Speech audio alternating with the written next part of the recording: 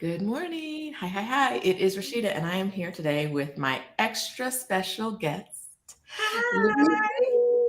Jones. Hi, hi, hi. Um, Okay, so a lot of my, y'all are here already, which tells me that you know what we're doing today and who I'm talking to. I'm talking to the very, very special Libryia Jones, who is not only my homegirl through these hey. online streets, but also like the queen of remote work. So today, we're talking about something very specific. So last time she was here 8 months ago, 14,000 of you have watched this video, as she pointed out yesterday.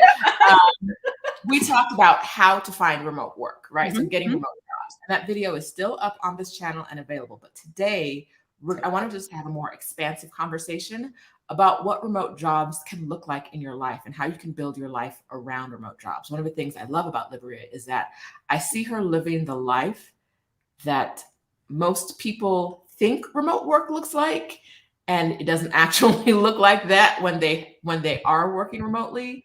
And so I want to talk to her about how you make your remote, like that vision you have of remote work, how you make that actually come true in real life. So thank you for being here, Livria. No problem. Thanks for having me back. I will say also, a lot of people got catapulted into working remotely during the pandemic.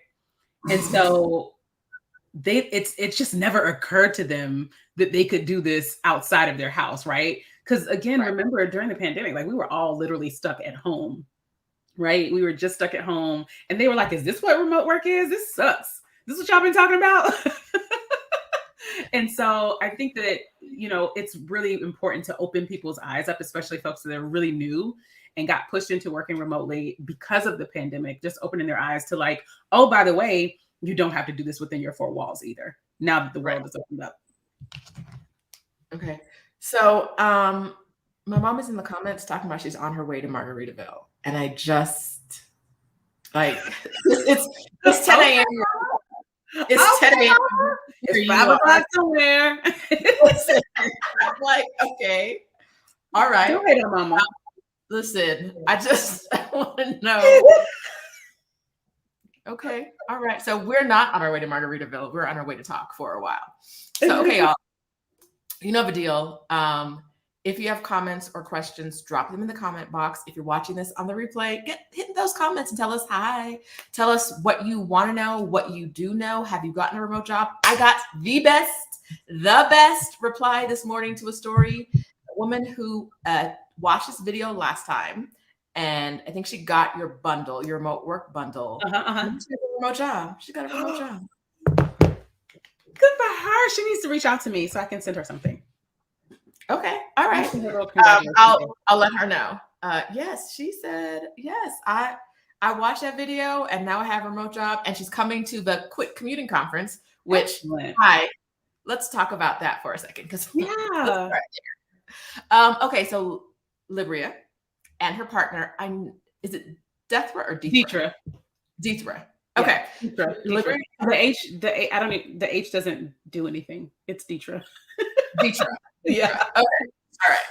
Dethra and Libria are the co-founders of the Quit Commuting Conference, which is Mhm. exactly what it sounds like. It is Yep. to get you to quit commuting, live your best life from your living room if you want, or out in those friendly skies if you want to. So, Libria's focus really is on getting people the remote work opportunities that they want. And so I want to talk a little bit about what the conference is going to do and if it's different in any way than it was last year. Yeah. So yes and yes. So first of all, what the conference does is maximizes impact. So I don't know if you guys know this, but I have this crazy goal to help 10,000 moms find and land remote work so that they can show up for their families in the way they desire, right? So you can raise your families the way you want to. I definitely remember my daughter being 3 years old and I needed an extra job, wanted to make a little extra money. I wanted a side hustle. But a lot of times, moms, single moms especially, have to choose between family and finances, right? And so being able to work remotely meant that I didn't have to choose between being around my daughter and making extra money. I can make extra money from home with my Mhm. daughter, right? And so wanting to help 10,000 moms find and land remote work, really got to think about like, how can I make it an impact that's going to help reach that goal, right? And so the Quit Commuting Conference was one of the things I thought of to kind of bring a large group of people together and expose them to thought leaders in the remote workspace, to HR professionals, to career experts that can teach them exactly what they need to do. And a lot of the things that I teach in the bundle as well, in the Remote Ready bundle, and in the Quick Commuting Academy. And the coup de grace, the cherry on top, is bringing recruiters to the conference as well. And so I know a lot of people have trouble reaching out to recruiters and, sliding recruiters DMs on LinkedIn. I love to say that recruiters on LinkedIn are basically like IG models, right? Like everybody up in their DMs. Everybody in their DMs, y'all. So here's an opportunity to meet with recruiters in a different space, right? And connect and network with some of those recruiters. I actually talked to somebody last week. Someone commented on a live session last week saying she actually met a recruiter at that conference, and that person actually connected her with another recruiter to help her get a job. So amazing connections are being made at that conference. And so the purpose of the conference basically is to, one, open your minds to what's possible for you, give you the tools and the information that you need to land remote work, and connect you with actual recruiters. It's different this year because I'm really excited about how we adjusted the schedule this year. Day one, we're talking about aspirational things. So Rashida's going to talk about living her best life abroad. And she's on she's on a panel with several other people that are living around the world. My friend who lives in Thailand, another friend who lives in Spain. And then, so day one is all about like, here's what's possible. Here's what's available to you. Day two is all workshops. So it's like practical tips and workshops. And what we did differently this year was, I know we focus a lot on finding remote jobs, but there are multiple ways to be remote. And so there's a track that's about remote work, and then there's a track that's about freelancing as well. So we talk about how to become a freelancer, what platforms to use, how to set your prices as a freelancer, how to build proposals as a freelancer as well, because we want you to know that there are multiple ways and options for you to work remotely. That was a really long answer. No, I love it, but I got distracted by the comments because one of the places or one of the industries where I hear people all the time say they can't find remote work is healthcare. And Kalia is in the comments showing out. Ow, ow, ow. Okay, I mentioned Libryia last week. Oh my goodness. She got the job and starts tomorrow. I remember you said this, and we were like, good luck. We're so excited. Thank you for following up. Hold on. I got to take a picture of this. No. I got to take a picture. Oh my God. Congratulations, Kalia. Yes. I'm gonna let you get started. I'm gonna let you, get onboarded. And then a couple of weeks in, please come back and do a live with me so that we can share with the people that you can work remotely in healthcare. We be trying to tell the people. We be trying to tell them. Congratulations. That's amazing. The remote work is there. And so I asked for questions before we went live here, and someone, let me make sure I have it right, but they started off, they're not really a question. It was a question. But they started off with like the country they're in. And I'm like, I don't know. Like they didn't say what they do. And I guess they want to be a virtual assistant. All right. So the question is India. My job pays $340 a month.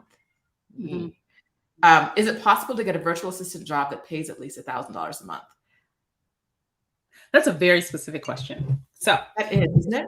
Yeah, super specific. So I have a few things. So I think this person pointed out that they're in India for two reasons. One, the cost of living and the rate of pay is going to be different, right? Mm-hmm. In a country like India. The other reason that people point out where they are is because a lot of folks don't think that there are remote jobs that are available, depending on what country you're in, right? They're like, oh, all the remote jobs are for US people. Not true. Right. Not true. There are US-based companies that have global workforces that B, there are global companies that have global workforces. So there's a lot of companies that hire around the world. The second thing I will call out is that virtual assistant, the great thing about being a virtual assistant or an operations manager is what I like to say as well. So in my mind, an operations manager is like a level up. So once you've been a virtual assistant for a long time, and a lot of times virtual assistants do administrative tasks, data entry, managing email inboxes. Once you've done that for a while, I think it's time to elevate yourself to an operations manager. And the way I look at an operations manager is you can truly own projects, right? So I can give my operations manager a project or a process to completely own and just report back to me on how things are going. Right. So once you've been a virtual assistant for a long enough time, you can get to that point where you're like an ops manager. Actually, Sheeta, you interviewed one of my friends who was an ops manager, as a freelancer, Raven. Okay. Raven in Mexico. So she's done that for a while too. So that said, the great thing about virtual assistant is it is so flexible. You can actually work for a company that does virtual assistants, right? Assistant work. Toptal is one company that hires contractors that work as virtual assistants. What's the name of the company? Toptal, Toptal, Toptal. And I think they hire throughout all over the world. Belay Solutions, Belay, Belay, like belaying on a mountain. They hire virtual assistants, but they only hire in the US and they hire in specific states as well. The cool thing is that you can work for a company. So for instance, you could work for Amazon as someone's virtual assistant, right? You could work in contract for companies like Topto or Belay, or you could freelance and do it on your own, or you can start a business and have other virtual assistants working for you. That's what I love about virtual assistant. Like there's so many options. As far as the pay goes, I'm going to direct you to someone who teaches a course and teaches people how to build virtual assistant businesses. And B, she has been in these internet and remote work streets talking about pay equity specifically for virtual assistants. She talks because people can hire a virtual assistant in the Philippines for $3 an hour, right? Easily. But her thing is, why would you do that when you would pay someone in the US? It's the same skills, right? So she talks a lot about pay equity across the board. And her name is Hannah Dixon. And she does, her company is called Digital Nomad Kit. I was going to say, is that Kit? Yeah. Okay. Digital Nomad Kit. So for the person that asked that question, I want you to check out Digital Nomad Kit. Connect with Hannah. She has a Facebook group. She can talk to you about what you need to do to kind of raise your rates and how to get there. I think she has a course on all of this. And I think she would be an excellent, excellent resource for you. Okay. And I'm dropping her link here. Okay. So actually, when this conversation started, I wanted to talk to you a little bit about pay equity because when I saw the question originally, I thought lots of you don't have to work for a large company to be a virtual assistant. There are lots of solo practitioners, there are lots of entrepreneurs who need a good virtual assistant who will easily pay you this much money a week if you're doing work and they're paying you, a fair rate.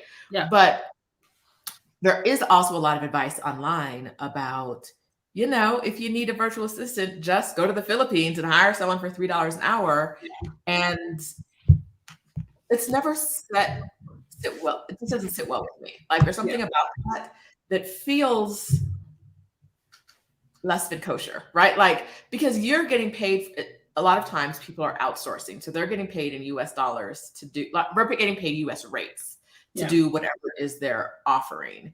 And then they're paying these super low rates outside to either outsource part of the work that they were paid to do or to help in some other way. Yeah. And it's like I know the cost of living varies from place to place. And so people in other places might not need as much money, but it doesn't feel like it is a good and sustainable practice for your business to pay people the least amount of money possible and try to get the most out of them.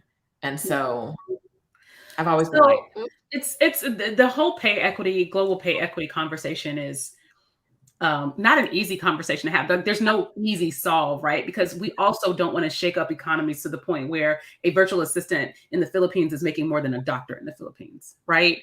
And so then what happens is all the doctors are like, well, shit, I should be a virtual assistant, right? And now we have a doctor shortage. So there's this, and that's a super simplified example, but there's this balance that we need to strike as well, right? So what I'd say is, as an entrepreneur or as a business owner, our goal is to maximize our revenues. And to that extent, we want to lower our expenses. But I think that there's a trade-offs in some cases for value and money. Because a lot of times if you're going to, if you're just out here like, let me just find somebody to do this that I can pay $3 an hour, the level of quality that you may get may be different, right? And so I think that there is a case to be made for, I'm willing to pay more for someone to do more complex work, or to take more ownership. If it's just somebody I need to go and copy and paste some stuff, I'm down to pay the rates that are stated. And I think it's a tough situation for someone like in India, someone even in the US who wants to be a virtual assistant, because now you're competing with people that can charge $3 an hour. I will say every single time I've hired somebody and paid them less than, $5 an hour, it's the quality of work has not been there. So okay. Hey to people, right? My graphic designer is located in the Philippines, and I love her story. She makes way more than most graphic designers, most people, because she charges higher. She charges less than people in the US, but she charges a lot higher. And she's been able to, as a result, she's a single mom. She's got 3 kids. She's been able to buy a house for her children. Last year, she shared her Christmas pictures where she was able to buy her kids all these Christmas gifts. And that's something that she would never have been able to do making $3 an hour, Right. So, I definitely think that there's something to be said for, there is a difference in cost of living. So there will be a difference in pay, and also like, there's nothing wrong with upping that what you're willing to pay. Doesn't have to be like, I'm going to pay this person $1,000 or $500 an hour or anything like that. But I think there's something to be said for increasing the amount of compensation to the point of the expectations. Right. If I'm expecting you to work, I need to pay you for it. Since we're speaking today to a lot of remote workers, that might also mean that even if you're not in a place where the general pay for your job is high, or as high as you'd like it to be, or as high as you need it to be, if you aren't working for a company, but if you're freelancing, like, it's time to consider those rates. And are you charging for the work you're doing, right? Are you charging right for the work you're doing, which is a thing that almost all of us get wrong, right? Like, charging the right rate for the work you do. Yeah. That is a challenge. It is a challenge. And that's the other thing, like, you have to remind people, like, a lot of people said it doesn't feel ethical. As a true Libra, I can argue both sides of anything, right? So it feels icky to pay somebody $3. Also, they set that price. That's a price they set, right? So I fall on a couple of places on that scale, and I think a lot of times they're charging those prices because they're just trying to be competitive. Yeah, and that's hard too, right? Like, it's hard to know that if you charge more, like, if everyone is used to people in the paying a VA in the Philippines $3 an hour, if you're charging $5, you might not get any work, right? But how do you balance that out? All right, so let's get back to it. All right, so since the last time I saw you, I don't think you were in Tulsa yet, were you? Yeah, I was here. Yep. Okay. Yeah, I was here. I think I had probably just gotten 8 months. I think I had just gotten here. Because I looked at the video and like I was sitting over here and it was still dark. I didn't have my lights yet. Yeah, it was here because the blue wall isn't in that video. Okay. From my old house. Right. But you have been in Tulsa a lot. I'm gonna call you out real quick. You moved to Tulsa through Tulsa Remote. Yep. Is that right? The Tulsa Remote program. So they paid me to move here for a year. They paid me $10,000 to come and stay here for a year. Ooh, and your year is ticking away. Yeah. So I moved here July 1st. I got here July 1st. So yeah, I'm getting real close to being at a year. Yeah. Okay. So I'm not going to ask the question. I'll move on. You have not really been in Tulsa a lot. You've been, flying the friendly skies. You were in Guatemala. Mm-hmm. You've been back to Atlanta. You've been all over the place. But your work hasn't, like, you got a promotion too, right? Yeah, I did. Yeah, I did get a promotion last February. I got a promotion. It's a role that they've been after me to do for like 2 years. So I finally was like, okay, fine, let's do this. Okay. All right. Okay. So, how do you manage working remotely and doing good work and not always being at home, right? Like traveling where you want. Because I know I see you traveling, but I also know that there are times when you're like, I've seen you Saturday night Yeah. getting work done, right? To make stuff happen. So what are the things that you have implemented into your work life to sort of create a really good remote work experience for yourself? So I'd say, and I've been doing this for almost 13 years, right? So working and I took a group of people around the world for a whole year. So we traveled and worked for a whole year anyway, too, right? So, I mean, for me, it's just about being really clear on what my priorities are from a high level. At the end of the day, it's cute to be on the gram. I think I actually posted this a couple of weeks ago when I was in Colombia. I went to a co-working space and I was like working my tail off. And I was like, listen, it's cute, travel photos and travel videos is real cute for the gram. What is not cute is getting fired. Let's make work a priority, right? And so I always have it top of mind that my job is what's funding my ability to travel, right? If I didn't have this job, I wouldn't be in these Guatemala streets, in these Colombia streets, in these friendly skies, as you mentioned it. And so it's really important to me to be mindful of the fact that I have to prioritize work. I have to prioritize the work that needs to get done. And I think a lot of people are like, well, how do you balance this on a day-to-day basis? I don't think there's a such thing as balance on a daily basis, right? One day Right. I'm giving more of myself to work. Another day I'm giving more of myself to my daughter. Another day I'm giving more of myself to me. And so I think it's really important to just be clear on any given day, like what levers do you need to pull, right? Where do I need to focus my attention? And so I don't mind saying that I'm sitting in Cancun and I'm on my computer all day. I don't mind saying that because I know that once I get off my computer, I can walk to the beach. Okay. Right? Because I could be on my computer all day just in my house. Because a lot of people are like, I mean, why bother to travel if you're going to be working all day? Well, I mean, when I get off, the beach is right there. If I'm at home, Tulsa ain't got no beach.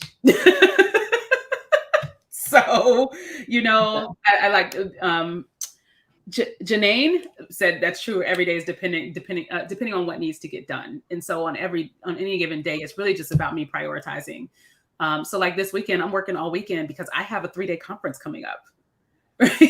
So I've got to prioritize that. And I think it's so important to be clear on what are things that are true priorities, right? So I'm not giving up my free time and my ability to enjoy, traveling for busy work. Right. Either. So the things that I focus on are like, I've got a client presentation on Tuesday. So I want to get all my ducks in a row to make sure that presentation happens. And then there's some other little things that are like, I could get this done, but it's not a priority. So you got to be really good about prioritizing your work from a standpoint of like what's most important and why. If you know why it's most important, then it's much easier. If you know why you're doing the work, it's much easier to prioritize. I'd like you to answer this question in a way that does not jeopardize your job. Have you dropped balls? Have there been places where you're like, oh, I thought this was going to work in this remote fashion, but I wasn't able to get something, maybe a delayed flight or something else had you like stuck? Yeah, so I'll say I'm very comfortable being transparent. There's, aside from like calling my CEO out of his name, there's not much I can do to jeopardize my job. Because I'll say that I'm really good at what I do. I'm really good at what I do. I have really great relationships at work. And a part of that is I am very comfortable admitting when I've done something wrong or when I've dropped a ball. I'm very comfortable doing that at work. There have been times where it's like, actually, Colombia, when I went to go get my hair braided, I was supposed to be on a client call. It was the first call with the client. It was going to be my initial call with the client, for them to introduce me to say, hey, this is who's going to run your project. And I was out getting my hair braided. And I was trying to get back, and they have internet at the braiding salon, but they're playing music in there and they're talking and they're, it's a braiding salon. So I was like, I need to hurry up and get back to my place so I can get on this meeting. Well, they took like an extra hour and a half to braid my hair. I got there 30 minutes late, and then they took an extra hour and a half to braid my hair. It took way longer than I thought it would take. And trying to get back to my apartment, the meeting started. I think the first 10 minutes of the meeting, I was in an Uber, stuck in traffic because it was like rush hour. So I'm like stuck in traffic trying to join the call on my phone. And it just was not working. I completely dropped. By the time I actually got to my place and got on the call, it was only like 10 minutes left. I was so embarrassed. I still jumped on and, my happy, cheerful self and said, hey, and my boss was on the call. It was funny. It's her client and she's handing them over to me. Okay. So like the whole time I'm like, God dang it. So completely dropped the ball on that. But it's important to know, one, it's important to be honest, right? When you've done something wrong. And so I sent an email to my boss and my project managers, like, listen, I'm so sorry about this. Completely didn't expect this, blah, blah, blah, blah, blah. And then figure out how to fix it. So what's your next move, right? Because you are not your mistakes. You are not the balls that you dropped. It's about how are you going to pick that up and run with it, right? So anytime you watch football, if a player fumbles the ball, they are scrambling to get that ball, pick it back up, and keep running with it before somebody else does. Mm-hmm. It's about how you scramble and pick the ball back up, right? So after that, I did some other things to reach out to the client. I kind of started taking over. It's a huge turnaround. Like at this point, my boss isn't even involved in the project and client interactions anymore. So yeah, there are definitely times where it's like, I'm remote, but it's just not, it ain't working out the way I thought it would work out. And here's the thing though, I refuse to blame that on just travel, because that can happen, right at home. I've definitely been working, like my internet went out. Right. And I couldn't help that. So we've got to be able to be flexible. We've got to be able to apologize and move on. We got to be able to, enact a plan B, stuff like that. Now, does your boss know that you? Yeah, of course she does. Not that you travel, but like you travel and you get your hair braided in the middle of the day, and you'll be in a meeting when you're in a meeting, but like you're flexible with your work time. Is that an understanding? She didn't know literally what I was doing, but I did have like my calendar blocked off and it said personal appointment. She also follows me on IG, so like, so she knows. So she knew after I got my hair braided, and I'm certain when I logged in and she saw me with brand new braids, she was like, oh, "That's what you're doing." You know what I'm saying? But again, I think that there's this wiggle room to have that kind of life, right? Because of the relationships that I've built at work, and because of what I like to call brand equity. I think it's so important to have brand equity at work, and your brand equity is basically how much your name gets you, right? Mm-hmm. How much leeway, how much runway, how much leverage your name gets you. And I tell people this all the time, whether you are trying to be or not, you are a brand at work. Whether you're trying to be or not, if you're the person that always shows up late, that's your brand, boo. If you always got an attitude, that's your brand. My brand at work is I get shit done. I get work done. And so they know that they can trust me to get great work done and to have a really great handle on my projects, and to build really great relationships with clients. And so when something like that happens, it's out of the ordinary because it does not match up with my brand, right? Okay. All right. Good to know. Okay, so this comment, I wanted, hey Sassy, hey Cutie Pie. She worked remotely in Aruba for 3 weeks in July, and it was amazing. Same thing you said. It actually felt amazing and refreshing to close my laptop, then go snorkeling for the rest of the day. Absolutely. Love that. Love it. Let's talk for a second about some of the not so good practices that we hear in these remote world working streets. And this isn't about her comment, as much as I hear people say things like, I'm just going to go, like, I don't have a remote job, but I'm going to go work remotely from somewhere else, and I'll use a VPN so my job will never find out. What are your thoughts, Libryia? I'm gonna real quick. I'm gonna go back to eat, drink, love. Sassy's comment. I talked about how some days I'm traveling and it's a busy day. Like I'm just working all day. I think 2 of my 5 days in Medellin last month, I was just hands on keyboard, like pretty much all day. But what I love is that during lunch, I can go walk around, the streets of Medellin. It's such a nice walkable city. During lunch, I can just go walk around. I can speak Spanish.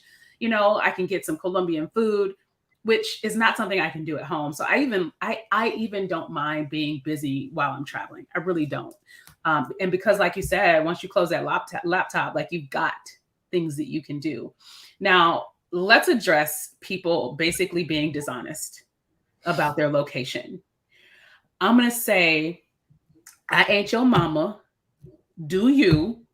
Also, I am not about to jeopardize my livelihood just to be in these travel streets. Like, I think it's worth it to go ahead and say, let me understand what the policy is, right?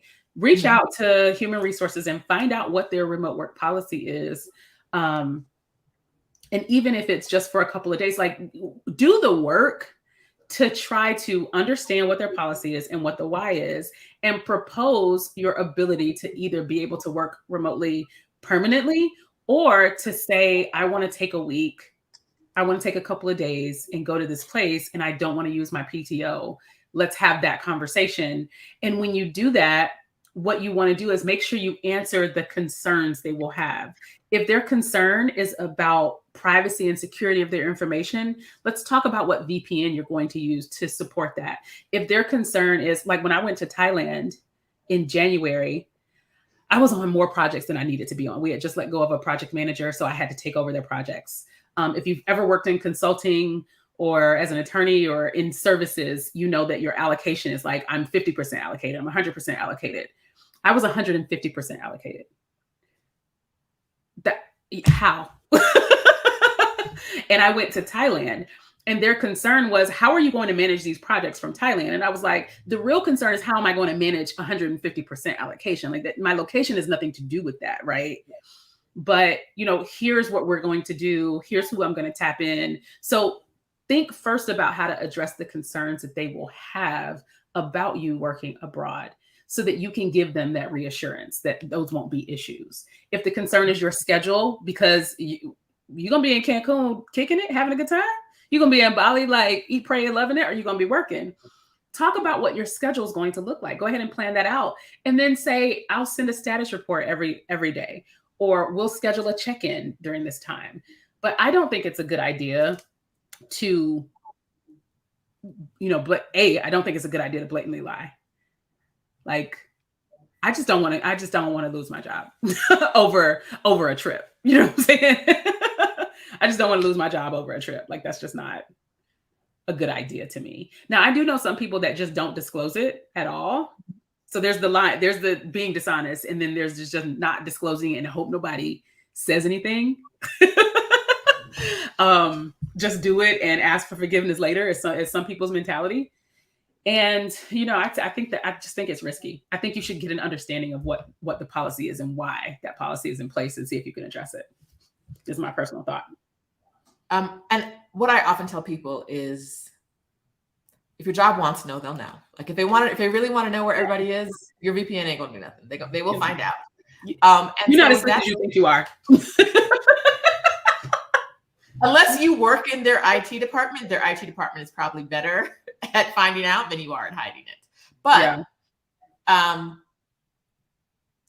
a backup plan. Have a backup plan if that job goes away, because there's a very good chance they're gonna be like, okay, so get a box and mail that computer back, right? And so if they don't want you working abroad, and so if you're not going to have the conversation ahead of time, be prepared. Be prepared for what happens when you no longer have that job. Like, do you have money saved? Do you need that job to be where you are? Because if so, it's not the safest idea. Do you need that job to provide for yourself, your family? I'd also say, listen, if you go and find out what their policy is, and you find out their policy is not, it doesn't match up with the lifestyle that you want, it's time to go find another job. Like, if you feel like you got to lie about where you're working, this probably isn't the place for you, right? So let's just go find a place that doesn't care where you work from. And there's so many companies that don't. There's just so many companies out there that really don't care where you work from. So feel free to go and find the companies that don't care. And that way you don't have to, you can go on your vacation and not have to worry about, am I going to lose my job? Or are they going to find me out? That doesn't sound like a relaxing and enjoyable vacation if the whole time I'm slightly stressed out that someone's going to know that, I'm logging in from Ghana.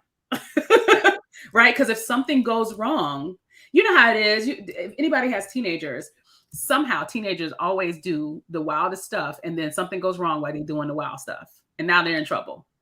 Right. Now you're in trouble. My daughter got into a car accident on the highway. Terrible, scary car accident. Thankfully, she was okay. It could have been really bad, but she wasn't even supposed to be on the road. She was out here driving at 2:00 in the morning, doing something she wasn't supposed to be doing. So a lot of times when you're doing things you're not supposed to be doing, if something goes wrong, how would it feel to have that conversation?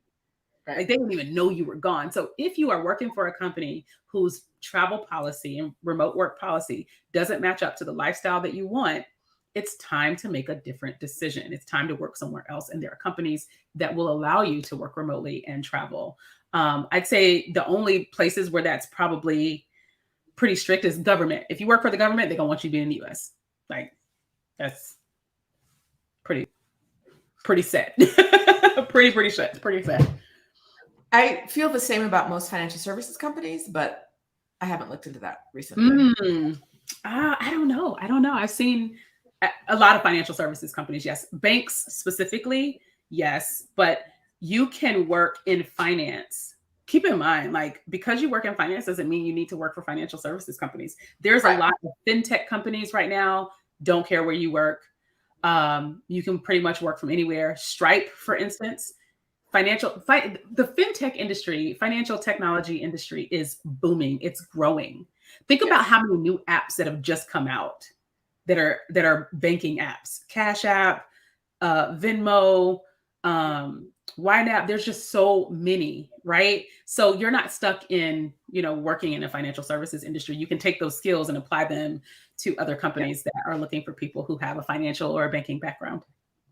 Yeah, I worked for a very traditional financial services company, and my boss, my boss thought that working remotely meant that we could only do what we could do on our phone because she didn't know how to use the VPN to log into her computer. So the rest of us were like, no, we can work. Like we can't even work. We won't even let us work from home. She just didn't know because she doesn't know how. And if she doesn't know how, if she's not doing it, she figured we couldn't be doing it either. But I mean, that goes back to what I said earlier is understand the why, right? If you can understand the why, then you can educate them on how you can address what they're concerned about. Someone mentioned federal government jobs can be abroad. I will note abroad doesn't mean remote and can work from anywhere. I do have friends that work abroad for the federal government, but they go into a government office as well. Now, there are limited roles that you can do remotely. All I'm saying is there's not a lot of remote jobs that you can do from anywhere for the U.S. government. No. Oh, and what I was going to say next was that I moved to a fintech company, and they were like, as long as you're here, like the difference between, to your point before, the difference between a traditional financial services company and fintech were like miles apart. Fintech, they were like, we want to see you, but also if we don't see you, we don't notice. Like they literally did not notice if we were there or not. Yeah. Technology is shaking up quite a few industries. So fintech, I'd say education tech as well. Somebody mentioned earlier in the comments that they want to get out of the classroom, but be in education. I'm going to give you a resource to check out. I know a lot of people who are in education are moving into instructional design. And I know instructional design sounds technical. It's not. It's not that technical. What you're basically doing is setting up systems or programs. Let me not say programs. You're setting up systems that help people learn. And that can be learning through companies, onboarding. So if anybody has ever gotten a new job, you have to do that initial onboarding video. You have to do these like online trainings. And these are the people that set those up. And the tools that you use to set those up are pretty straightforward and easy to learn. And so I've seen a lot of people in education move into that space. The person I would tell you to go talk to is check out is Jill Davidian. She has a course. Let me see. Her Instagram is, I want to say it's Jill ID Coach. Let me look for it. Jill. I typed in Jill Davidian and Jill Davidian ID Coach popped up. Yeah. Jill Davidian ID Coach. She's amazing. She's helped over 300 people land jobs in instructional design. She did a masterclass with me last month before last. And we talked about starting salaries in this space. Starting salary is $85K. This is with not a whole lot of experience. This is you don't need a degree to get into this. And she has a course that you can take over 9 months, I think. And she helps people get jobs at the end of it. Okay. I dropped a link to the course. Okay. I want to hit some of these questions in the comments first, because some of them are asking things that I like this question about Thailand. Oof. Yeah. Okay. Yes. So when I was in Thailand, I had a friend who was working in Thailand, took her New York job to Thailand, which meant she worked 9 p.m. to 5 a.m. because she was working her New York hours. And she was getting paid her New York salary in Chiang Mai. So yay. Yeah. But she was also like, whoa out. So and I was like, yes, girl, do that. But I am not, and I won't. Right. And so let's talk about that. Like, do you have recommendations as far as, it's hard because every case is going to be very different, but do you have general recommendations as far as like best time zones to time zone considerations? Yeah. Well, let me talk about Thailand specifically for a second. East Asia, Southeast Asia in general. So when we traveled the world for a year, there were people within my group. We did live in Thailand for 3 months. We stay in Thailand for 3.5 months. And there were people in my group that were working, and all of us were working, US hours, mostly Eastern Standard Time. And I won't lie, it's tough. I went to Vietnam and Thailand for 2 weeks while I was working. And again, I mentioned that I was like 150% allocated. So I had more projects than you're supposed to have. And also one of the women that traveled with me just went back to Thailand, and she just posted on Facebook about how tough it is to work regular US hours in Thailand. It is tough. I'm going to tell you, it's not even funny, like not even sugarcoating it. It's really tough to be in Southeast Asia and to be that spread. Because I think the time zone difference is typically 12 to 14 hours, just depending on what time of year it is. So if it's 9 a.m. in New York, it's 9 or 10 p.m. in Thailand. So just imagine, I remember one day I had meetings, and let's add some complexity to this. While I was in Thailand, I was working on clients that were my company is East Coast, right? And I had clients that were in Central Time and clients that were in California. So my day was extra long. And I distinctly remember me and my coworker, we went to go stay in this elephant conservatory, basically. And I was on the side of a mountain overnight working. My night started at 8 p.m. So the conservatory is on the side of a mountain, and they have this like internet cafe, but there's no doors to it. So it's like outside, so you can enjoy the mountain.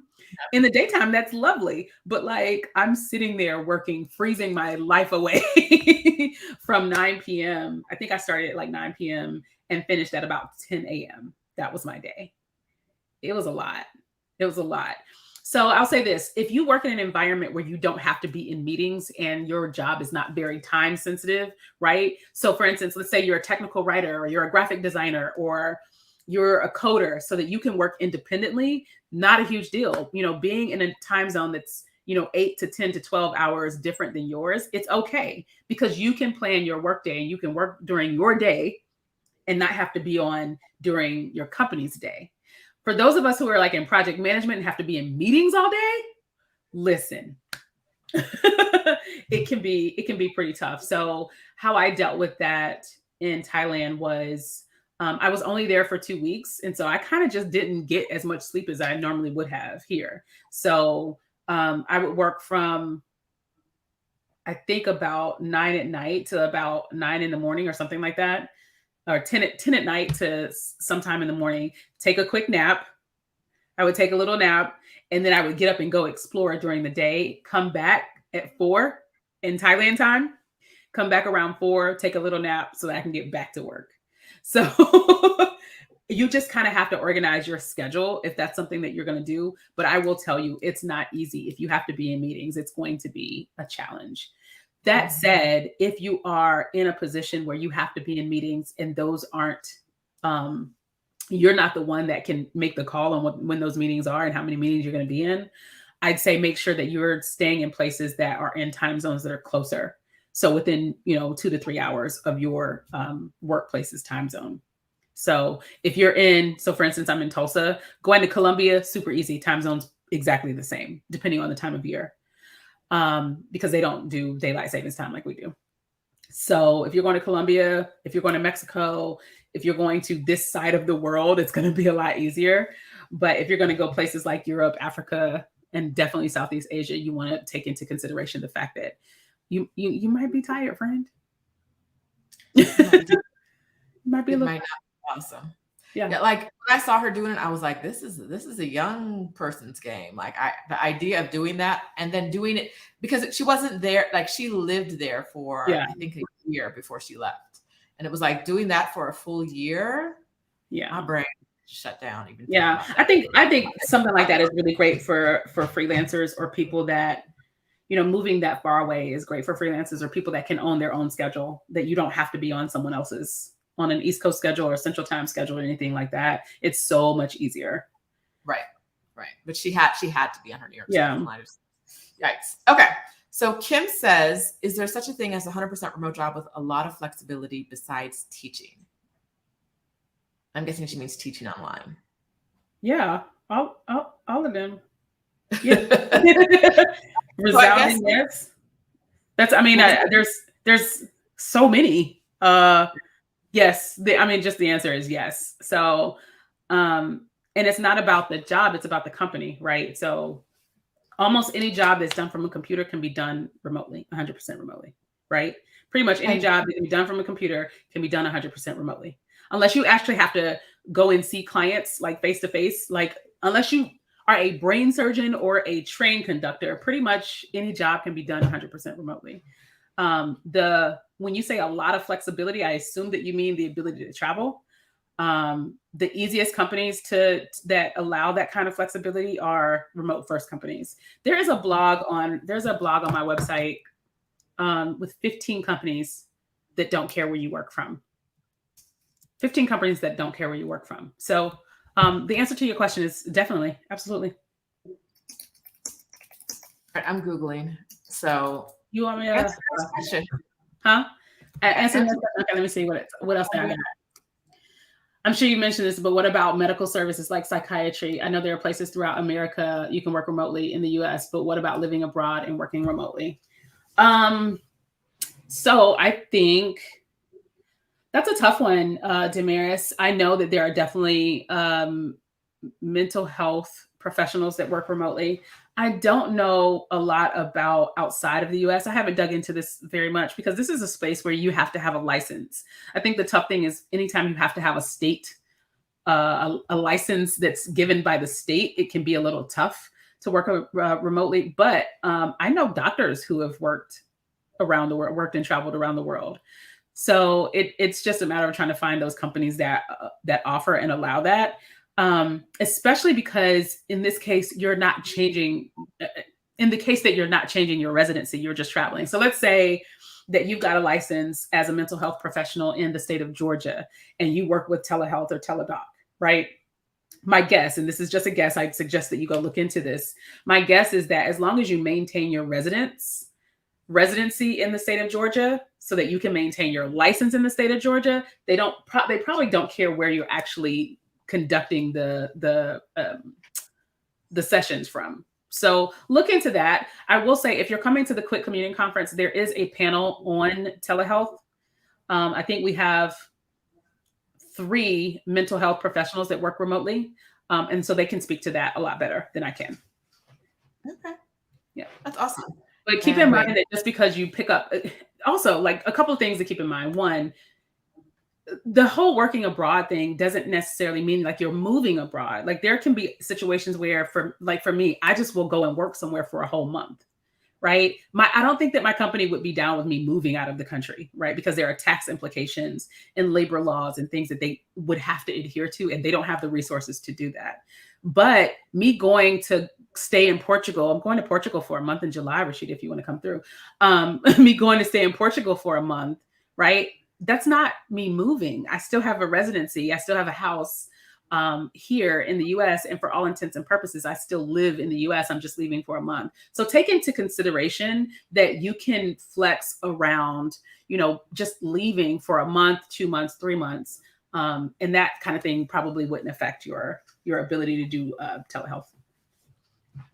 Also, I'm a little salty because I was supposed to go to Portugal and Senegal in May and June. And I looked at them ticket prices and I was like, I'm not going anywhere. I'll be in Mexico. I haven't been to Oaxaca. Let me try that because them ticket prices were they? I haven't looked. I need to hop on and look.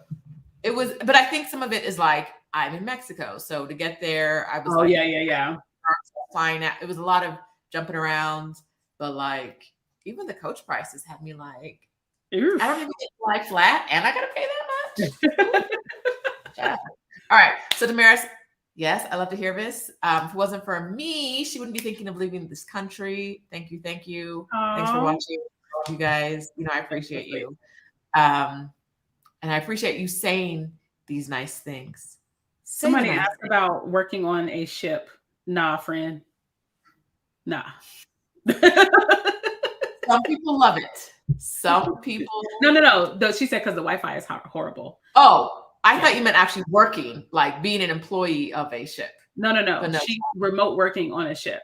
So I'll tell you, Kim, to look into something like Nomad Cruise. There's a program called Nomad Cruise. They actually do work from a ship. I don't know how they manage it and how their Wi-Fi is, but cruise ship Wi-Fi is not, it's just not consistent, right? And so back to Rashida's question earlier about making sure that you can work, right? How do you prioritize work? How do you make sure that you can work and minimize situations where you're dropping the ball? One of the things that I'm very clear about is making sure I have good Wi-Fi, right? I don't even trust hotel Wi-Fi because it is not consistent, right? So when I go places, I'm looking for co-working spaces. And so going into situations saying, I want to work for a month from a cruise ship, you're already kind of setting yourself up for challenges because the Wi-Fi is just not going to be consistent. Yeah. Please take off work for that. I was actually going to ask, you about what you do to make sure that you have what you need. And I know that you work from co-working spaces a lot, or I think you work from co-working spaces a lot. So are you doing research on them ahead of time before you get to a country? Or are you figuring things out when you get there? How are you figuring out where to go to get the best Wi-Fi, to get the best working environment, et cetera, when you're in a new place? Yeah. So great question. I think that, so there are websites that you can search the overall country and see like how good their Wi-Fi is. So for instance, Wi-Fi in Ghana 2-3 years ago was a bit challenging. It's getting better. Wi-Fi in South Africa was expensive when we were staying there. But that's changing too. I think when I was in South Africa, they were starting to lay fiber optic cables to make internet more accessible and affordable in South Africa. So there are websites. I can't remember the name of it right now. I have to circle back and maybe drop it in the comments, or maybe you can put it in the description after this is posted, where you can see what countries have great Wi-Fi infrastructure. So that's one thing. I look at places where, a lot of times I'll look at places where it's already digital nomad heavy, like digital nomad capitals like Chiang Mai and Medellin, like people go there to work. Prague, Croatia, like it's just such a heavy digital nomad community that I know the Wi-Fi is going to be good. The second thing I say is when you're looking at, it's now complete. That's so excellent. Dan, thank you for that update. Somebody just said the fiber optic project in Cape Town is not complete. I'm actually headed to Cape Town in 3 weeks. So I'm very excited to hear that. And I will be working the first 3 days that I'm there. The second thing that I'd say is when you're booking Airbnbs, so Airbnb understands now that a lot more digital nomads have been using their platform. A lot more of them started during the pandemic, of course, but we've always used their platform to find places that we can live. Nomad List, that's the name of it. Thank you. That is the name of it, Nomad List. That's the one that gives you just information about different locations, and it tells you if the Wi-Fi is good in this place, and it will give you suggestions of where to work from too. Airbnb is doing a better job of making it possible for people to understand what they're getting themselves into. So Airbnb hosts now have an attribute in Airbnb's platform where it will show you what their Wi-Fi speed is. So that's something you can search for now on Airbnb. So I always look for an Airbnb that has a dedicated workspace, because if it has a dedicated workspace, then they know you're going to work. So they better have good Wi-Fi, right? So that's one of the things that I do is make sure there's good Wi-Fi via Airbnb. And then I look to see if they have co-working spaces. Most co-working spaces are going to have great Wi-Fi. One thing I have not done, which I am going to start doing soon, is travel with a personal hotspot as well. I've never done that. I did give everyone in our group a hotspot. I just never traveled with one. But you can get a hotspot, and then when you land, you can get a SIM card so that you have internet access as well. So those are some of the things I do to make sure I've got good Wi-Fi. Another thing that I do to say I make sure I know what I have what I need is get really clear about what's going to be happening while I'm there, right? So if I'm going to be in Guatemala for a week, what will be happening while I'm in Guatemala? I'm going to look at my schedule, right? And I'm going to say, well, I have important meetings on these days. So on these days, I'm going to make sure I'm in a good enough space to manage these meetings. I'm not going to go to a coffee shop and work that day because it's going to be too noisy, right? I'm going to go to a co-working space that has quiet space, or I'm going to work from my apartment. Okay. Thank you, Patricia, for the super sticker. Thank you. I think it's important that you know not only where you're working, where to get the good Wi-Fi, but also like what your backup plans are. So for me, a backup plan wherever I go, y'all gonna call me bougie, but it's fine. An American hotel. If you can find a Hilton, a Marriott or something, they have clean bathrooms. Yep. They have food you'll eat, right? Yep. And they'll have good Wi-Fi. Decent Wi-Fi. If you know, like, I'm sorry? Decent Wi-Fi. If you're having trouble finding Wi-Fi, you go to, like, for me, it's like if I can go to a restaurant in the hotel and work from there, I'll most likely get better Wi-Fi. So for me, that's places that have a Starbucks is always a good move too. Yes. The other thing I'd say is a slept-on place is the library. So if you can go to a local library, and libraries are usually free. One thing I'd say is WeWork is a co-working space that is located all over the world. So you can probably find a WeWork in almost any country that you're in. Let me not say almost any country, a lot of countries. And WeWork always has credible Wi-Fi, and their drop-in rate, if you want to just show up for the day, is like $30. Okay. So yeah, like Libryia said, it's important to think about what you need to do. Like I almost never need quiet space. And if I need quiet space, I'm in my apartment, right? Yeah. What I like when if I'm working out and about is like, I want food, right? I want food. I want a place where I feel like I don't have to worry about me or my things, right? Yeah. Like that's why for me, sometimes cafes are more challenging than like a hotel restaurant. Nothing bad will happen there, but it's interesting. I hadn't thought about it that way. I love working at cafes. I absolutely adore working at cafes. I like cafes, but I've also, someone tried to take my things in a cafe once. And another time, it's funny, in a group here, I saw someone the other day, little scam I'm gonna tell y'all about, someone in Mexico City was working, and then someone came into the cafe and was doing something and put their bag down on the person's table. And when they picked up their bag and walked away, the original person's phone was gone. So they put it on top of their phone and then Wow. slips away. And it's like, that's a lot of stuff I got to work. Like, I don't want to, right? Interesting. A lot of the cafes are more congested, right? Have Yeah. more people going in and out. Yeah. And so it's like, That's a good you point. got to watch all that stuff. Yeah. So, Yeah. Yeah. you know, I love places with cafe cultures. And this is something else to think about when you're doing remote work. In Mexico City specifically, I can be at a cafe and order one thing of food and one drink and be there for like 8 hours and nobody's tripping. Nobody Like, cares. it's a cafe culture and nobody, like, there's no one, everyone does this, right? Everyone comes and they'll be there for like 6 hours with one coffee. And like the people working at the cafe don't care. If you like cafes, you're probably going to want to go to a city that also has a cafe culture like that. Yeah. It doesn't have them like, you've been here an hour, it's time to order something else or get out. Because that, Yeah, I mean, that goes back to our comment. Like, so Starbucks never cares. Like, you can buy something or not buy something. You could sit down in Starbucks and just get on your computer, and they're not chasing you. They don't care. Starbucks still getting that money. They good.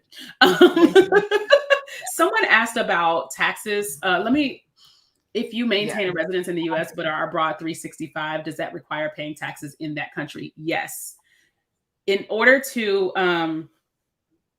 I think for U.S. taxes, you can't be out of the country for more than, I think you have to spend 30 days in the country. I think it's a minimum of 30 days in the. So there's a 30-day rule, and there's another rule about whether you actually have residency abroad. It's challenging. Yeah. We want to get the taxes here. The lawyer in me is like, nope, no. Yeah, but it's not 365 is what I'm trying to tell you. It's not 365. I am not a tax professional. And this is what I always tell people when they ask me about taxes. Please look that up. Yes. Look that up. In some countries, I think somebody mentioned that if you make less than 100K, no taxes, yada, yada, yada. There's a whole lot of different rules depending on where you are, how long you've been in the US, how long you're out of the US, if you have residency in the US. Look that up, but it is not 365 days. Charmaine, we answered your question at the beginning of this video. So when you get through, go back to the beginning and we talked about working as a virtual assistant. All right, let's see. Tamika says, also make sure your company's IT department isn't watching your location. We talked about that earlier as well. Make sure, Libryia had really good suggestions of how to have that conversation. But okay, so we talked about what to do if your company is hesitant to let you work abroad. But if there's no real policy, which at this point your company should have a policy, but if there is no real policy, or even if there is one, what are your suggestions for starting that conversation with your employer? If there is, in the absence of a policy on whether or not you can work abroad, for me, I'm going to say what I would do. I would ask. I mean, so thing one, let me back up a little bit. I think that everyone should have a champion at work. If you don't have a champion, you need to get one. And what is a champion? If you ever watched Game of Thrones or any movies or anything like that set in that time frame, the champion is someone that fights on your behalf, right? That's someone so at work, a champion is the one that's fighting for you to get you what you want, be that a promotion on a good project, a transfer, a raise, to work remotely, because the people that are making those decisions for you you're not in the room. You're not in the room when they're having those conversations. And so that champion can be in that room and fight for you and have that conversation. So what I would do is I tend to have really great relationships with my boss, right? So I would probably ask my boss, what's the feeling about me working from XYZ location for the next 2 to 3 weeks? And coming into that conversation, just like I said before, with answers to what their questions will be. Anticipate what their questions will be, right? What about your work schedule? What about security? So these are the things that I've already prepared to have that conversation. And then there's the people that are like, there's no policy, so I'm just going to do it and ask for forgiveness later, right? I'm going to say again, I'm not your mom. I'm not going to tell you what to do. For me, I would rather have the conversation up front and find out if it's a yes or no, so I know how I can move, right? If it's a no, then I know that this is a company I probably can't be with long-term. So I need to make some decisions and some moves. Because if it's a no, if I ask the question and it's a no, then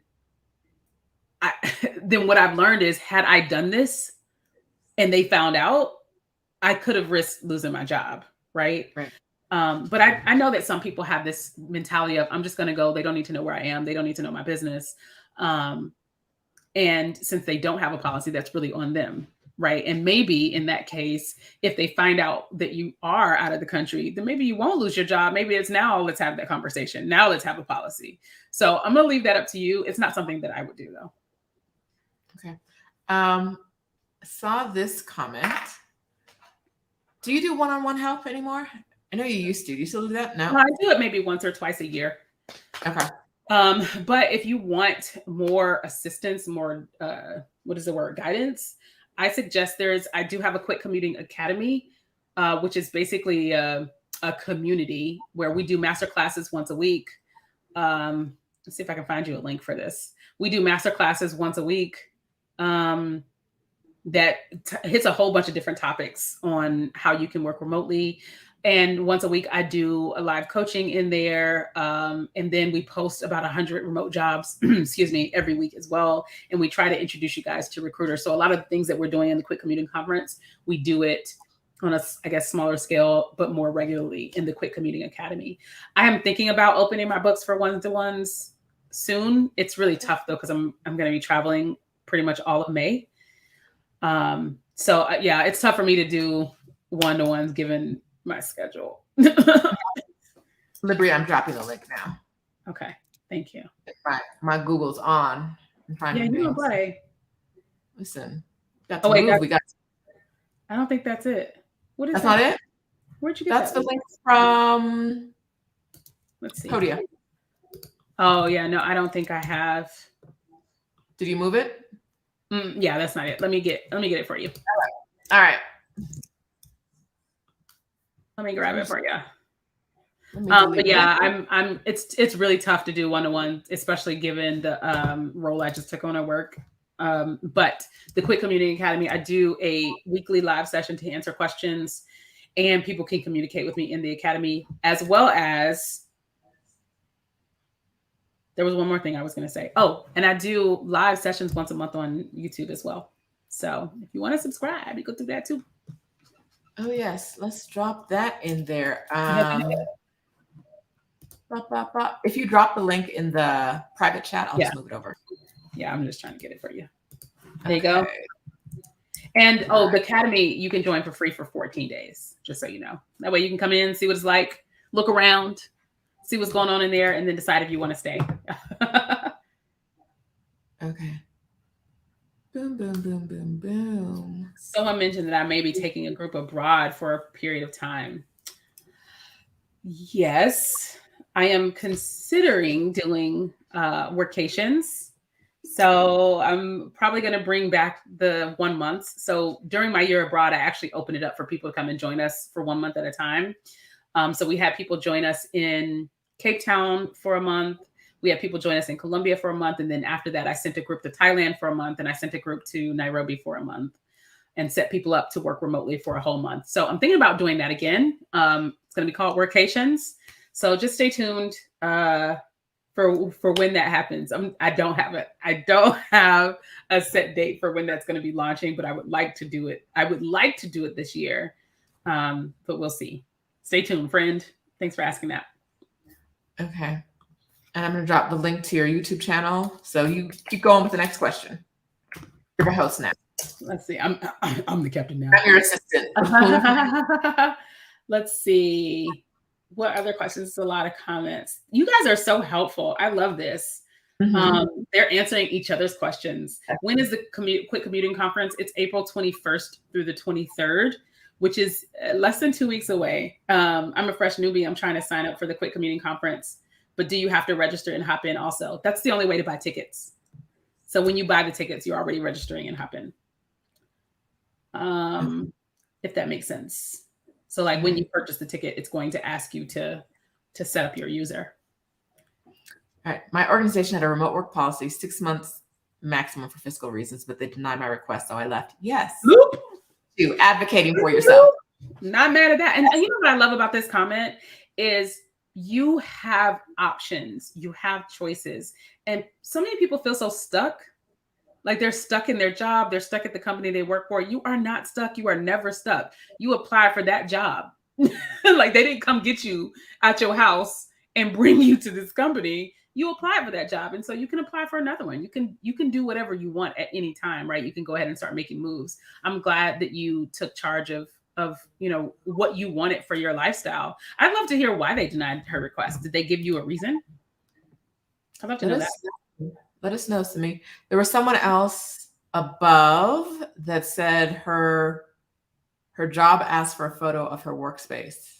And I'm like, that's wild and intrusive. But maybe they have made, who knows? Who knows what kind of job? I don't know. But I would be like, time to look for a new job. Thank you. They asked for a photo of your workspace? Yeah, I can't remember. It was way above. I can't remember who it was, but somebody definitely said that in the comments.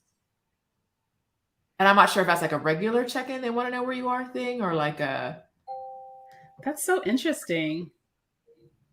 A mess. The telehealth panel is at the Quit Commuting conference. So it's one of the panels at the Quit Commuting conference. It's on day 3, I think at 11 o'clock Eastern time.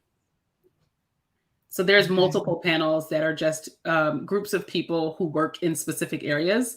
So you'll get to meet people who are literally doing this work. They're not speakers. They're literally just, folks just like you guys that are working that are working remotely in different areas. So there's one on finance and accounting. There's one on project management and product management. There's one on healthcare. There's one on customer service. There's quite a few. I'm still scrolling through the comments. So I can see them asking for your workspace as a one-time thing. That I could see that. I could see that for, like somebody said, for safety and workers' comp, for a checklist to satisfy workers' comp. I guess I could see that. But like, if you want me to check in regularly from my workspace, that feels weird. Yeah, it's hard too, because like I do most of my... Like I have a desk as a workspace, but I'm also working a lot from the couch. So like, yeah, like what you need from a perspective, like what I send you probably isn't where I'm spending most of my time. Cause like, that's also... But I feel like a lot of companies do things that it doesn't really solve the problem that they're trying to solve. Yeah. Right. A lot of times they're doing stuff like, for instance, you want to monitor and manage that your coworkers, that your employees are working remotely. So you want to schedule all these meetings. That doesn't solve the problem that you want to solve. You scheduling all these meetings is actually impeding my ability to get work done. Mm-hmm. You want to make sure I'm getting work done. I can't, because I'm looking at you all day. So a lot of times these companies do stuff that just doesn't solve the problem that they really need to solve. If you need to solve the problem of like workplace safety, then it should be more of a matter of giving me the guidelines. Right. Or like giving me an allowance to get ergonomic equipment, right? Like if you really care, but you don't. You don't actually care. Maybe they do. Maybe it's not about monitoring people, but it feels like it. Yeah, I don't understand what the use of that is. I'd love to know. I really wish if you guys know why they asked you for that, that would be lovely. I'd love to know that. I feel like so many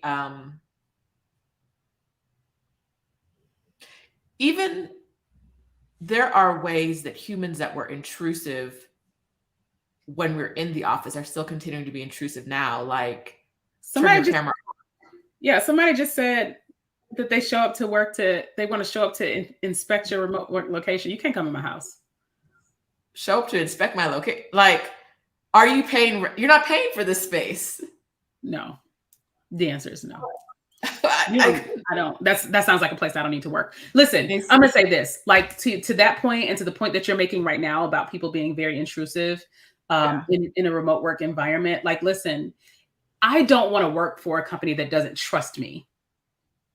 I'm an adult. I can be trusted to get work done. And if you cannot trust your employees to get work done, your problem is not your employees. Your problem is your culture. Your problem is your management styles. Your problem is not being really clear on what expectations are. Like I don't want to work anywhere where y'all can't trust me. I just don't. I'm a whole ass grown up. Also, hello, it's a pandemic.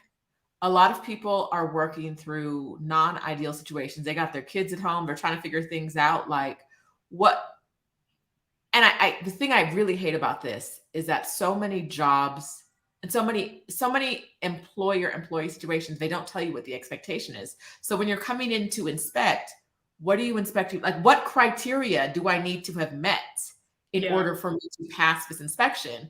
Or is it solely going to be based on however the inspector feels about my work environment? Right. And if Right. their culture is different from mine, could they possibly feel different about my work environment than I do? Right. Like, if the work is getting done, what are we doing here? Why do you care? Why do you care whether I'm working from this seat or my couch or a beachside villa? Like, if the work's getting done, that's where the focus needs to be. Is the work getting done? Because honestly, I feel like in a remote work environment, you really get to see who your great employees are, if anything, right? Because it's not Right. masked under FaceTime, under me being in your face and in your office and at my desk all day. It shows up in the actual deliverables. It shows up in the actual productivity. I see a lot of people saying that that companies ask to see their workplace. So someone mentioned it about safety, but I totally understand if, like somebody said, inspections for security, and another was for ergonomics, and they would pay to outfit your space. That makes sense. Like, I can understand, like, you want to see it from a one-time perspective, and then you want to, outfit it with ergonomic desk stuff. Totally get that. Again, though, it doesn't necessarily solve the problem, because my home office is really nice, but I may never work in here. Right. Right. So me sending you this picture just checks a box. Like, it doesn't solve the problem you're trying to solve. I hope Right. that's a one-time thing, though. I really do. It's, like I said, it's also have you told me what I need to have in my workspace and what I should not have in my workspace? Like, you know what I mean? Like, if you haven't told me your expectations of my workspace, what is an actual human coming into my workspace and into my home during a Yeah. pandemic? Like, what are we doing here? Right? Like, let's start with you giving me some guidelines. And if for some reason you feel like the company has said, if nobody's meeting these guidelines, then you go out and check. Otherwise, why are we starting with a picture? Like, like you said, send me this checklist and see if I have these things. If I don't, then you can say, well, let's get you these things, or right. let's figure out how to fix these issues. Right? Do you have, like, I'm looking under my desk and there's all these cords under there? That's probably a violation of something. So if they say, do you have excessive electrical cords, then I can say yes, and they can say, well, here's how you fix that. Okay. Like you're saying. Yeah. I see some questions about the Quick Commuting Conference. Yes, it's recorded. People who have a full access or premier access ticket will get automatic free access to the replays. If you have a general admission ticket, you will have to purchase the replays afterwards. I saw a couple of questions about the conference. Are there no more premier access tickets? You can. They're $150 now. They're not on sale anymore. So the one that you're saying you don't see, it's probably because it's the sale is over. I can check on that for you, though, to make sure it's showing up correctly. You may just kind of have to scroll through to get to the premier access tickets. I see the premier access tickets when I go to the website. Let's see. Yeah, they may be seeing the original one, the one that's not on sale anymore, and then just stopping there, right? So you might just, so there's general admission for $10 is still available. Yes. Yeah, $10 is available. Full access for $60 is available, and premier access for $150 is available. I'm looking at it. Where is it? Yeah, I'm looking at it. It's available. Yeah. Okay. So y'all got some options. And if you went to the conference last fall, 8 months ago, and you have a job now, a remote job now, let us know in the comments. Yeah, let us know. I know there was one company, their CEO spoke, and since then 3 people have gotten hired at that company. Oh wow. Which is pretty great. That's pretty exciting. Okay, let me see. So it should be less confusing now. I just took off the ones that are not for sale anymore real fast. Okay. Look at you. She's a tech whiz. All right. All right, let's see. What's going on in the comments? Lisa purchased full access. She couldn't get premier access. Yeah. Oh. I had to visit a telecommuter. He had a shotgun and ammunition next to his workspace. He later shot his brother in an argument.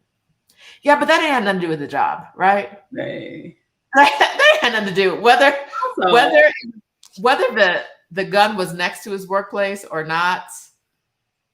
Unless y'all pissed him off at work, that feels like that's with or without any workspace changes that easily could have happened.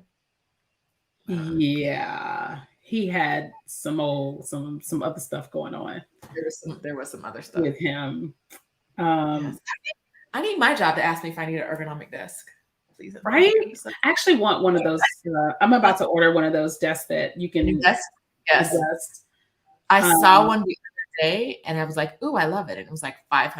And I was like, do I love it $500 worth? So I don't have one. The one I want is like $600, but I'm gonna hit my boss up like, so how much y'all putting in on this? Listen, and when I say my boss, I mean me. So like, do I want it that much?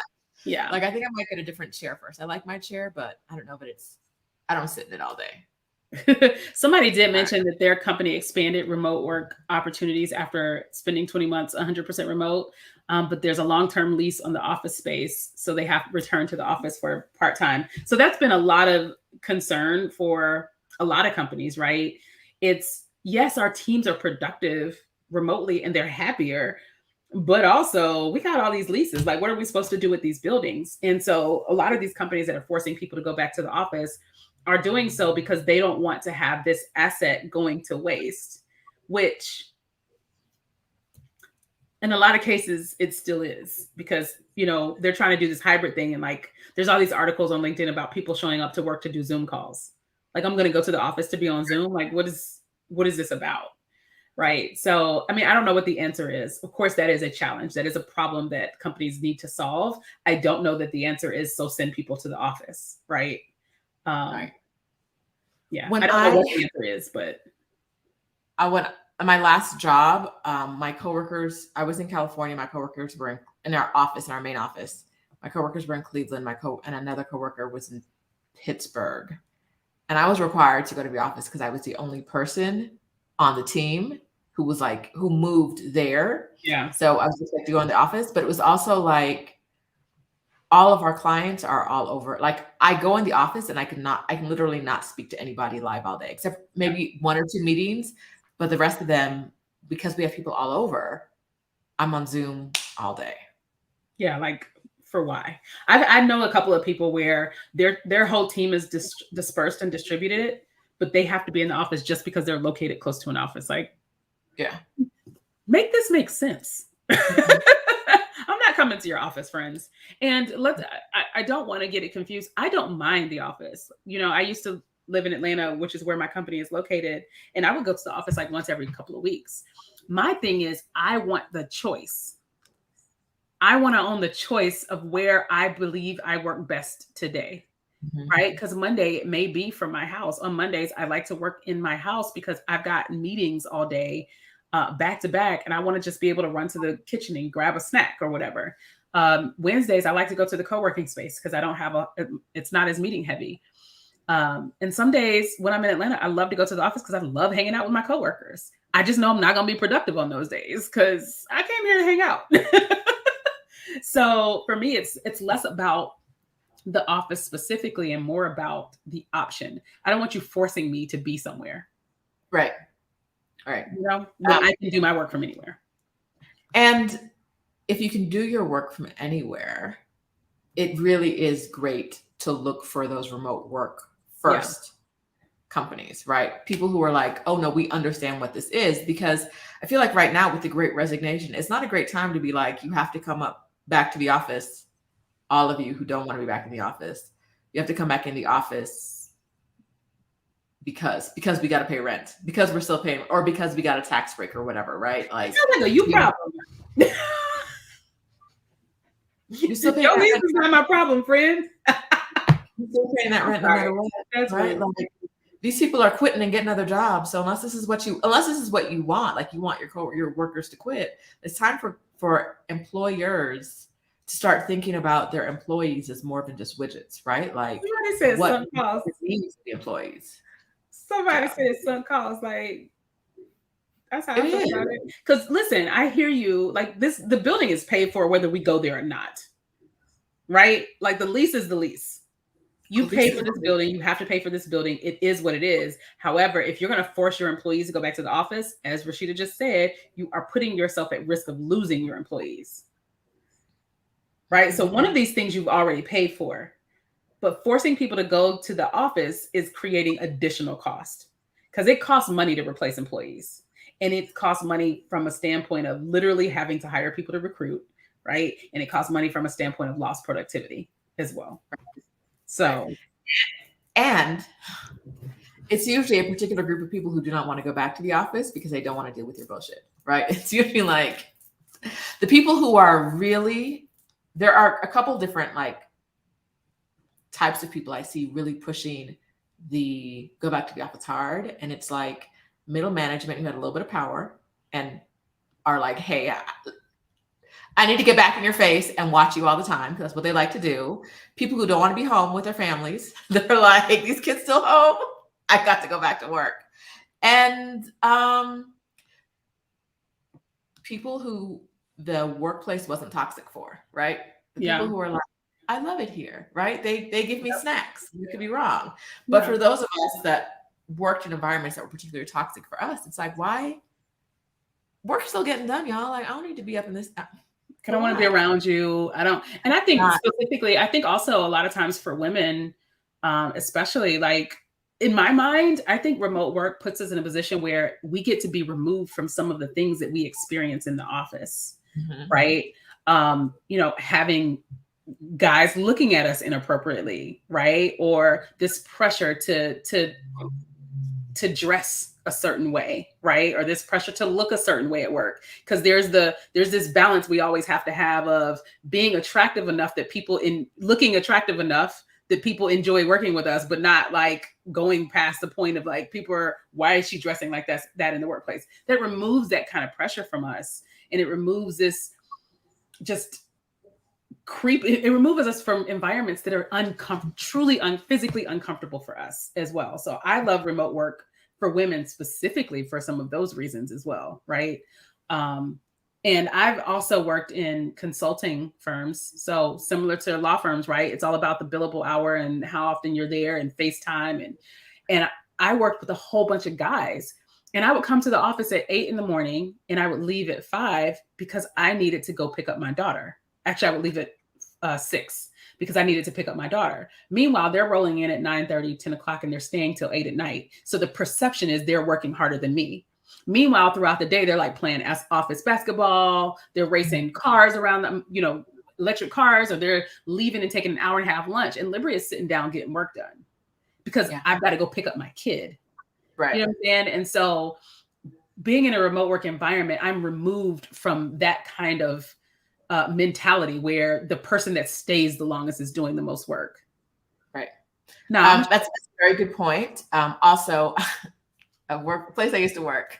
Oh no, name any names today, but there was a vice president whose office overlooked the parking lot, and he would comment. He would have like his managers underneath him in the office, and he'd be commenting on the bodies of all the women walking into work.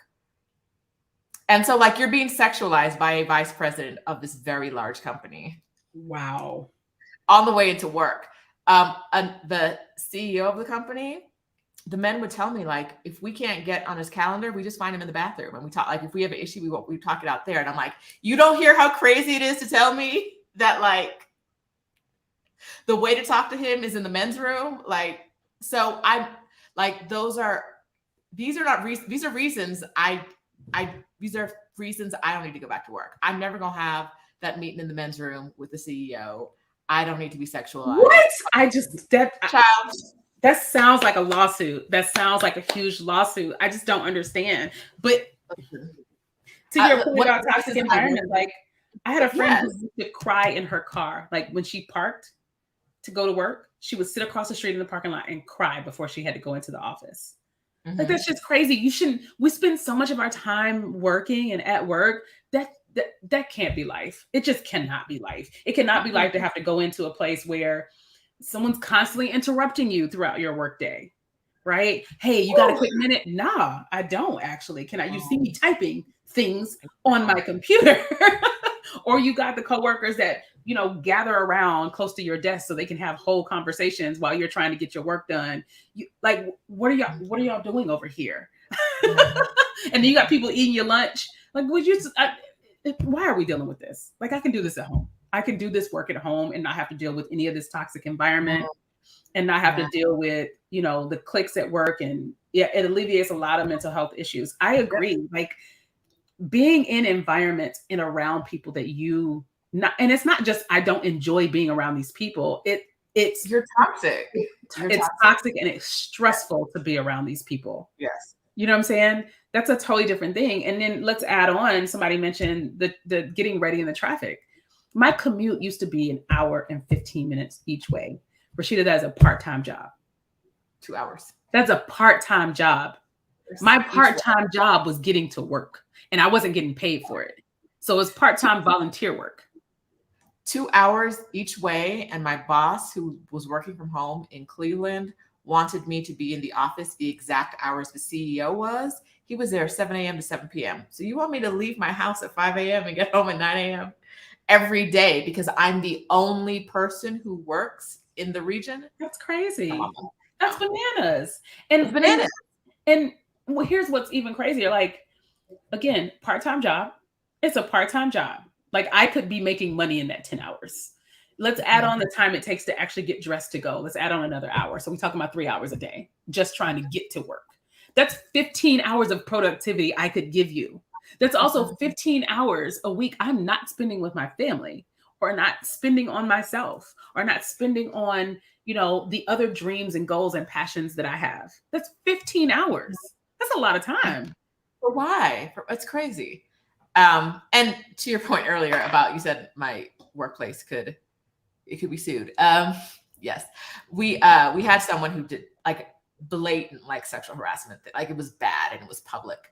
And they didn't get fired because if they fired them for sexual harassment, they'd have to fire a whole lot more people. That was the known thing. Like, we can't fire him because we have to fire a lot of our managers. And it was like, oh, okay, well, this is fun.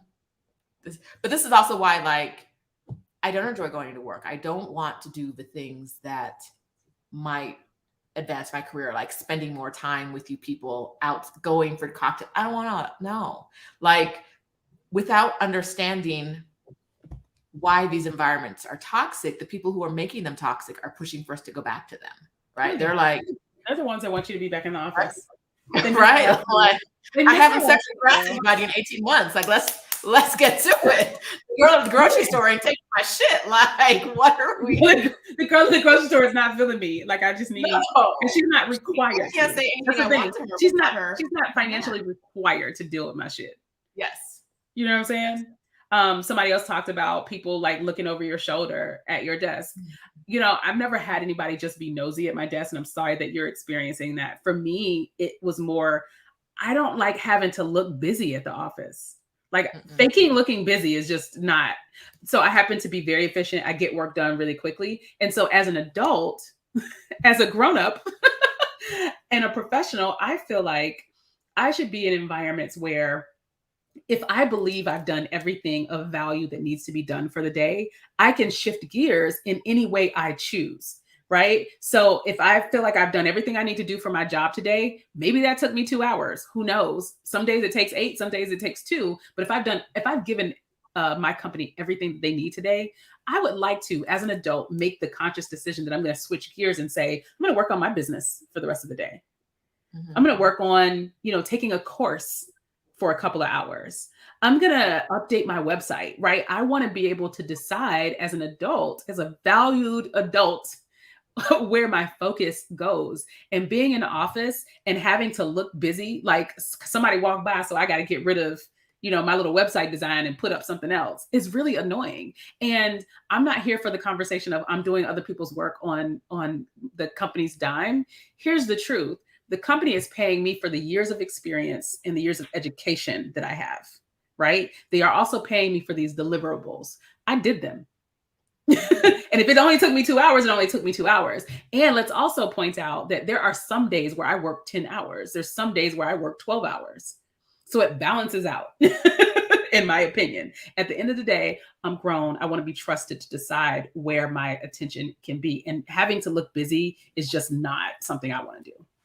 No. All right. And then there's this. Whew. Child. Oh. Like, let's do the math. How many gallons does an average car hold? 50? How many gallons does an average car hold? No. How many gallons does an average car hold? Let me ask Google because I want to do the math on this. I think we're looking more like 12, 15. 12 gallons. Yeah. And 12 gallons ain't gonna get you. She said, how far is her drive? 127 miles? 127 miles, yeah. It's that's probably about a half a gallon of gas, right? I mean, half a tank of gas. And both way? No, I can't. So an average car holds 15 gallons.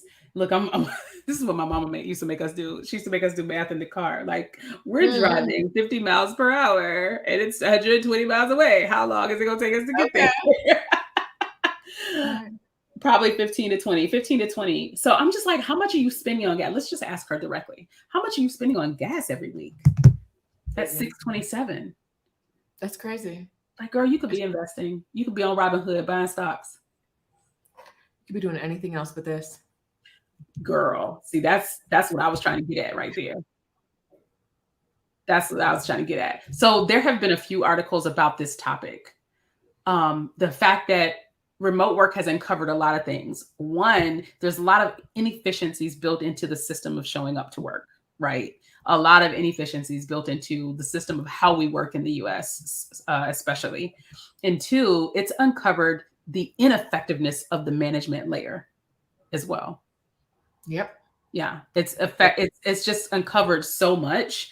I'd say on any given day, just depending on what I'm doing for work, it might require, 2 to 4 hours of like hands-on keyboard work. And some of it's just meetings and guiding people and checking in with clients. But yeah, and this, I don't know if this sounds bad, Rashida, let me know. You guys let me know if this sounds bad. Like, I don't feel any kind of way because my company is not paying me for an 8-hour day specifically. My company is paying me for my skills, my education, my experience.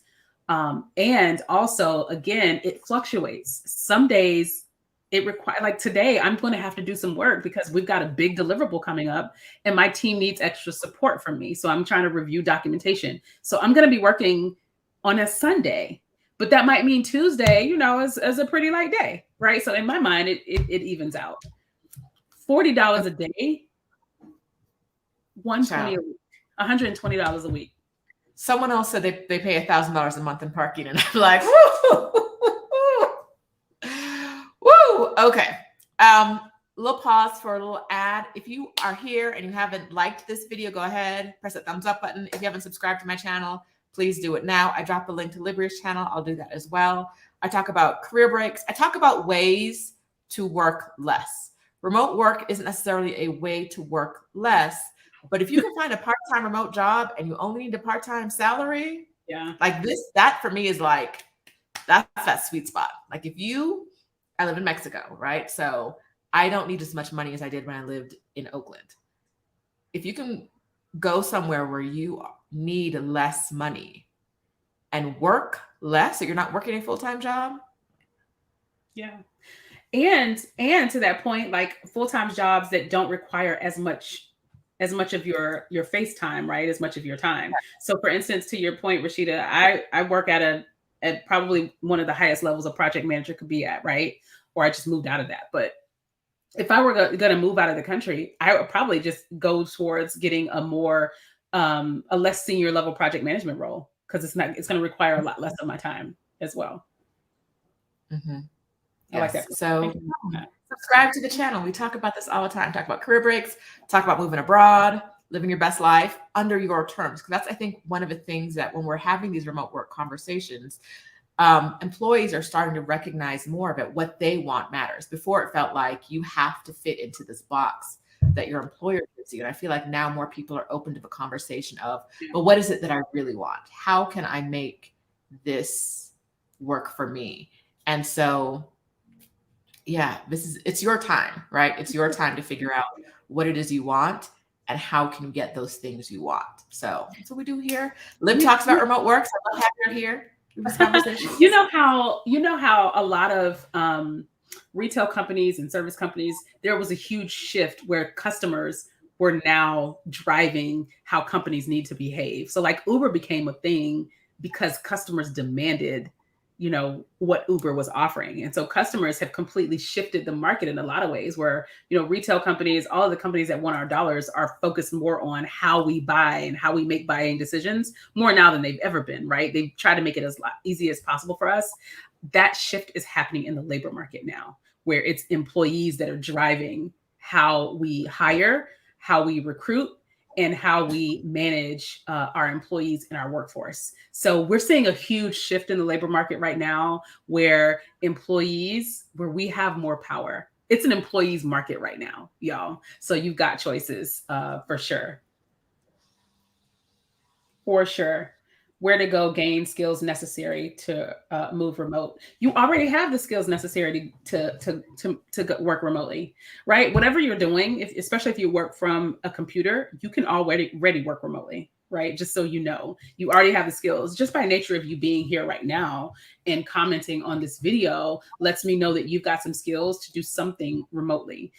For example, some people manage social media remotely. Some people as a freelancer, or they work for companies and they manage people's social media. I know people that literally get paid to just go on social media and comment on posts. So you already have the skills necessary to work remotely, friend.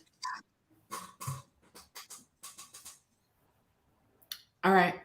Friends, what are the pressing questions that we haven't addressed yet? Let's see. Kat from Rebloom Room says when she moves abroad, she'll probably be downscaling her job for less responsibility. Yes. I think that's a great idea. I hadn't considered that until you just mentioned it. Yeah. If you don't need full-time pay. Yeah. Why do full-time work? For why? For why? Especially because so much of the full-time work, to your point before, is just moving things around and doing things and looking busy so that your oppressive manager doesn't get mad. Right. I don't like busy work. I'm not a fan of busy work. I'm not here for it. Yeah. I don't want to spend my life doing busy work. Somebody get paid to comment on people's posts. Yeah, that's like a freelancer gig. You can just, set up a account on like Fiverr or Upwork or something like that and get paid to manage people's social media. And there's levels of managing social media, right? There's coming up with social media strategies and implementing social media strategies. And there's the very tactical work of literally doing posts and helping people interact with other accounts as well. Okay. Glass half full's question, and then I'll get to Greta. Is it hard to get work done in co-working spaces? Do you get distracted? Is there etiquette? I don't find it difficult to get work done in a co-working space. Different co-working spaces have different vibes. Some of them are very quiet. Even here in Tulsa, we have a co-working space with 2 locations, and the vibe in one location is different than the vibe in another. One of them is like super quiet. One of them is a little bit more active, I'd say. So really just depends. And most co-working spaces do allow you to book conference rooms. And they also have small phone booths where if you need to go and focus, phone booths are like just small rooms where you can take calls, but if you need to focus, you can move into those spaces. So what I would suggest you do, glass half full, is just try a few out and see what it feels like. There are times where it makes it easier for me to focus at a co-working space because at home I'm too distracted. And then vice versa. There's times where being at the co-working space is probably too distracting. So I just need to be at home. So for me, it depends on a number of things, the co-working space, my mood, all kinds of stuff. I'd say try a few out and see what it feels like to you. All right. That's good advice. I'm about co-working spaces because if I got to pay to go and I got to get food separate, that's a lot for me. Like, because I'm eat, right? No, I feel you. My goal is to eat. Some co-working spaces will let you try it out for free for a day. If you tell them this is my first time in a co-working space, I just kind of want to check it out. Some of them will be like, oh, well, we'll give you a free day, especially if you say you'll post about it on Instagram. So sometimes I say I post about co-working spaces quite a bit on Instagram. I'd love to like try this place out and tag it. But I'd say always ask the question, right? Ask if they'll give you a free day. They might say yes. I've definitely done that. And so the co-working space here in Tulsa Remote is free.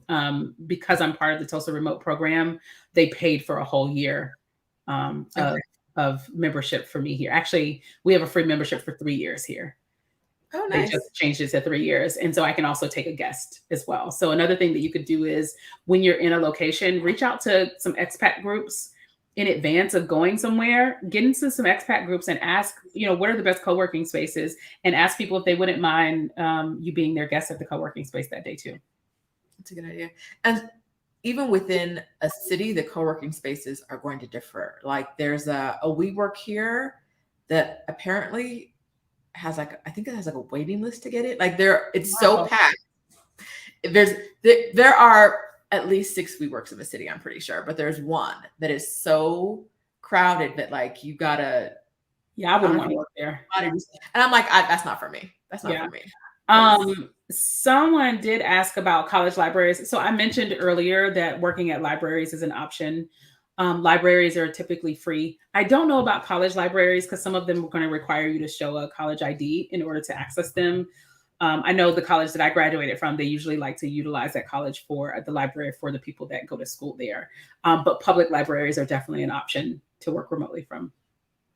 I didn't think people who went to your school could actually say that without shouting out the school itself. I didn't think you could reference it without. I'm impressed. You want to shout them out? I see what you did there, Rashida. Yes, we are very, very proud of our school, to the point of completely conceited about our school. You see me rocking my orange today. I see representing. Right, Clay? You see my snake out loud today? You see my snake ring? I went to FAMU, y'all. I went to Florida A&M University, College of the Year, a couple times, baddest band in the land, FAMU. Okay. I was born, raised, and educated in Tallahassee, Florida. Yeah, I went to FAMU. That's probably the first time I ever mentioned it without saying the name of my school. Listen, I was like, probably the first time I ever done that. Didn't actually say. FAMU person didn't say they went to FAMU. Hilarious. Are people paid in US dollars or the country they're living in? This is a good and difficult question. You want to take it, Lib? So I don't know if this was a response to me saying that people get paid to do social media. So she asked earlier as well. So. Earlier than that. Okay, cool. It depends. It depends. Some companies, I think, pay in the country that they're living in, and some companies pay US dollars. Keep in mind, not every global remote company is the US based. A lot of them are based in Australia or based in Europe. So a lot of these companies are global. They have global workforces, and some of them aren't even US based companies. So I'd say if it's a US based company, it's likely they're getting paid in US dollars. But that's something that you can always ask as well. So if you are, let me also add, if you are moving abroad and you're getting hired for one of these companies, or you're applying to a remote first company or a company that has a global workforce, that's a question you can always ask the recruiter up front, right? So do you guys pay in US dollars? Do you pay in, pesos, or whatever the case may be? My guess, my feeling is that if it's a US based company, they're likely paying you in US dollars, especially if you're a US citizen. It's also important to know when we talk about going remote, will that impact your salary at all? Yeah. Right. These are conversations to have. If you're going remote, or if you're moving to another country to work for an employer, what do those numbers look like? Is there a difference? People who are taking jobs who are getting paid abroad, who are getting paid significantly less because they're getting paid in relationship to the cost of living of the place they're going. And that's hard for some people, right? Yeah. So there are some companies, again, that a lot of these remote first companies, that's not what they're doing. There are companies like Oyster and YNAB and a few other like remote companies where they pride themselves on the fact that they tell their employees, please go live wherever you want and work. Those companies are not paying you based on the fact that you decided to leave the US and go stay in Mexico. These companies are like, listen, we embrace this idea of, I think Buffer is an example. We embrace this idea of you can do great work from wherever you are. Now, there's also this conversation, we hinted towards it earlier, about pay equity, global pay equity, right? Even in the US, the same job in Atlanta is not going to make the same amount as that same job in New York, because the cost of living is different. So I will say there are some nuances in there with, even if it's a global company, there are some challenges that they have to have, that they have on making sure that their pay scales are relevant and fair. One company I'd say that I call out is Remote. The name of the company is Remote. They're a global HR company. They basically help companies hire folks from anywhere in the world. And their handbook, their employee handbook and benefits handbook is public. So if you go to apply for a job there, they will give you access to their handbook. And in it, it talks about how there is a minimum pay.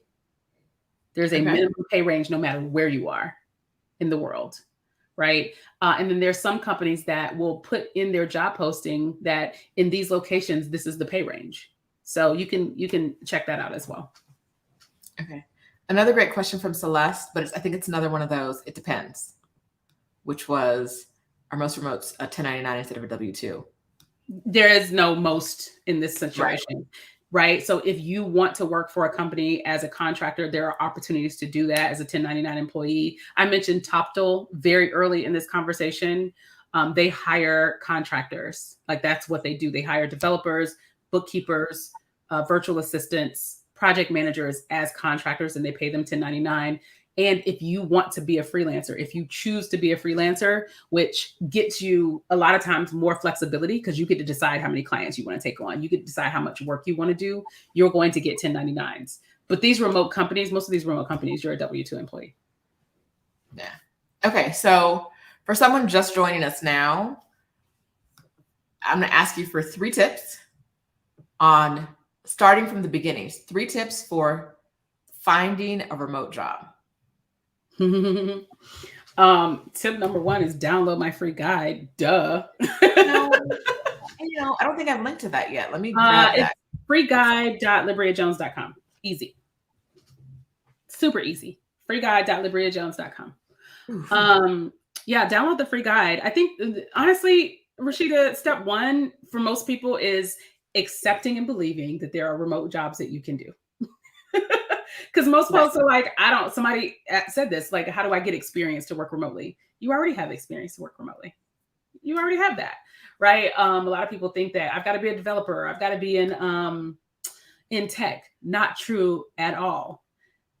Even if tech companies were the only ones hiring remote people, they need accountants, they need recruiters, they need project managers, they need finance people, they need all kinds of things. So step 1 is like accepting and believing that there are remote jobs out there for you. Step 2 is getting familiar with where remote jobs are. Like, where are the remote jobs? So there's an influx of remote jobs on the market now. So Indeed is fine, but I always tell people, like, hanging out on Indeed and LinkedIn, you're going to wear yourself out because you're filtering through a lot of stuff. So that free guide that she just shared, I actually give you websites that are specifically for remote jobs. Specifically for remote jobs.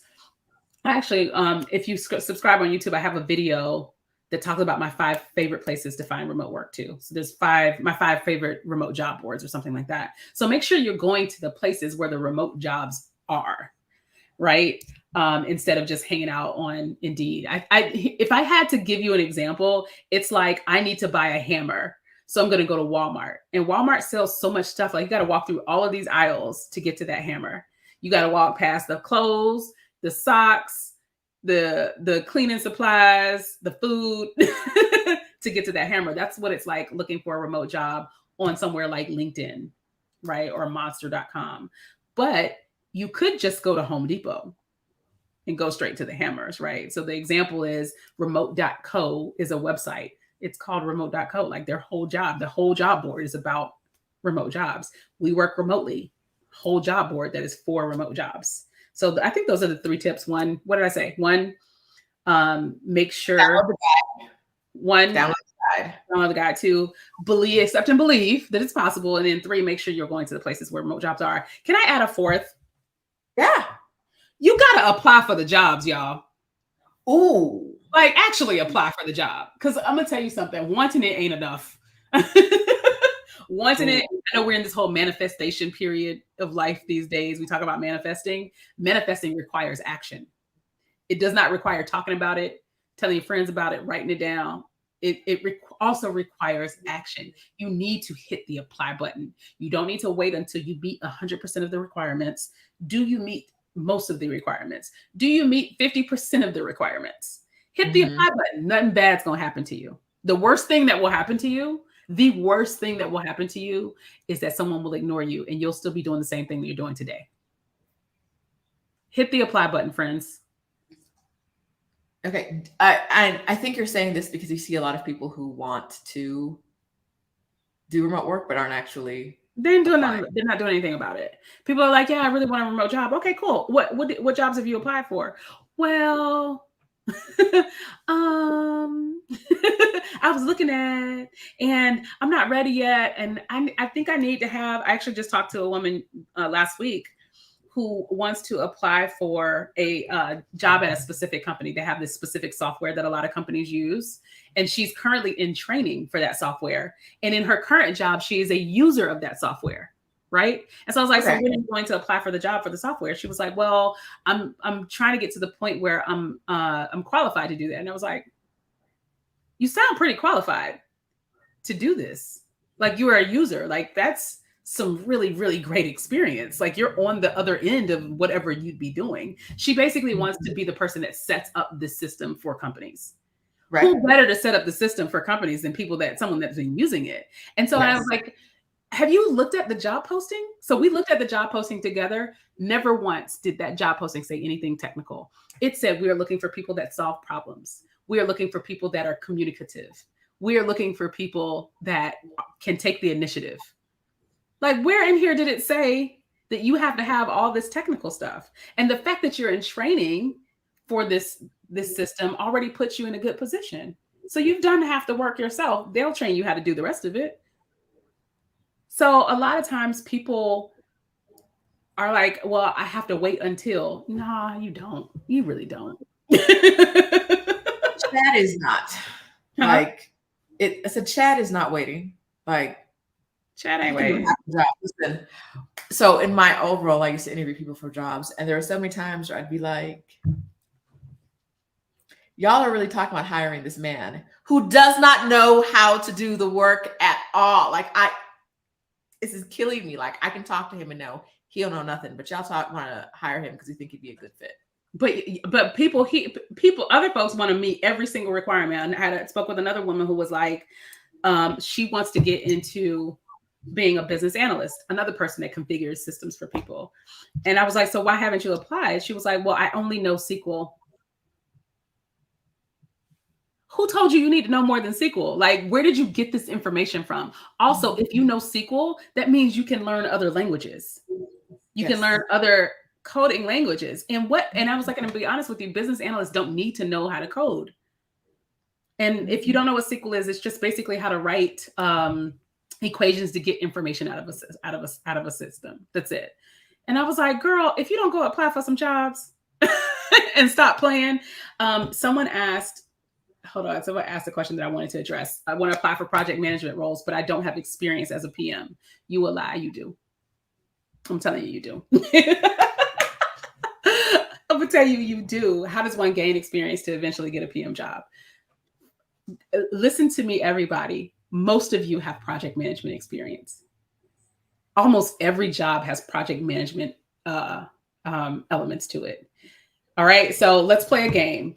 I want you to say yes in the comments if you have done any of these things. All right, yes in the comments if you have ever had to take a process, event, or activity from start to finish.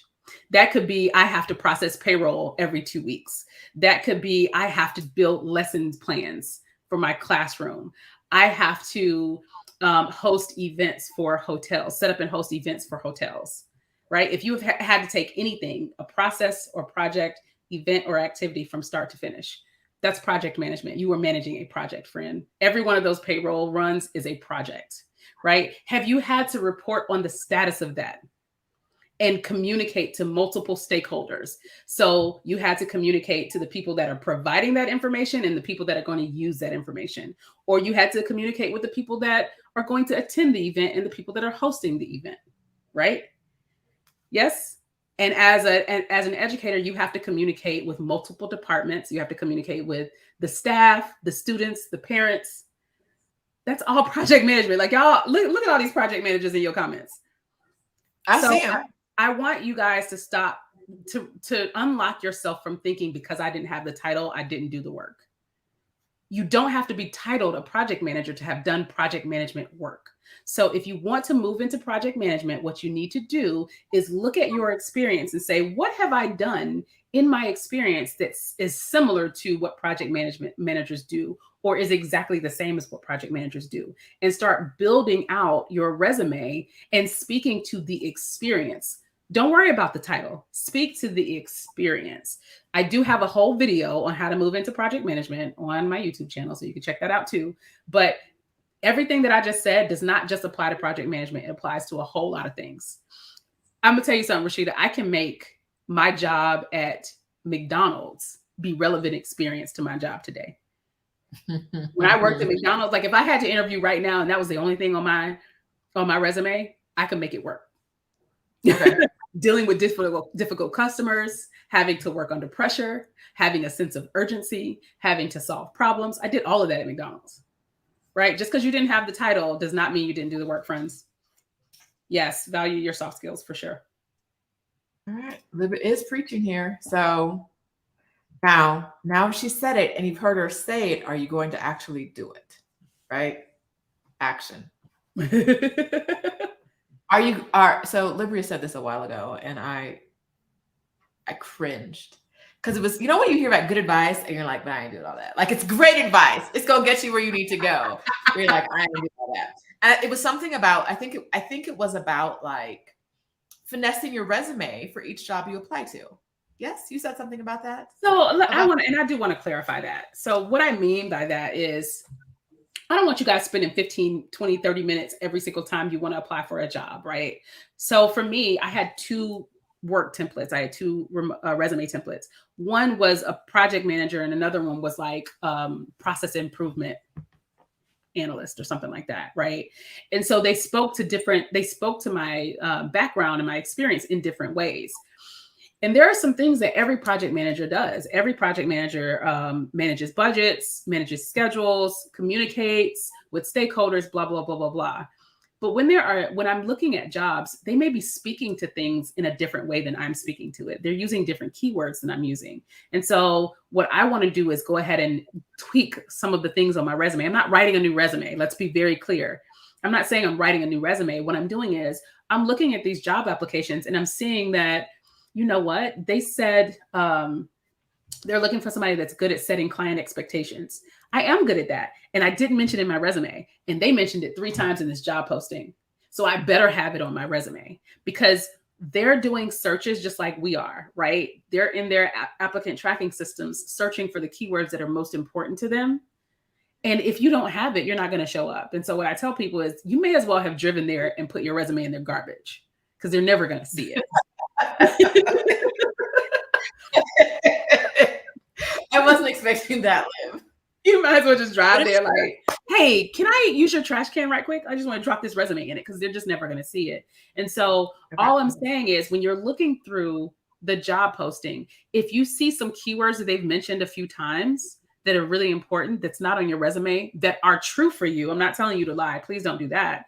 Things that are true for you, please add that to your resume. If it doesn't say good at setting client expectations or managing client relationships on my resume, and they said it in their job posting 3 times, you best believe I'm adding that to my resume. So this is like a little 5-minute task. Okay. Yeah. Yeah. So like, I know when she said it, I was like, this is excellent advice. Thank God I'm not looking for a job. But if you want a remote job, this is what you need to be doing. Like you need to be out there and you need to be applying for jobs and tweaking your resume as necessary so it doesn't end up in the trash and so that you get a fair shot. Story time. Before I got my last job, I was doing another job that was the exact role, except It was only, I was doing twice. I was doing work on two parts and had nothing to do and the new job only needed me to do one part. So I was doing the exact work, but I was doing like twice as much work as I needed to do for the new job.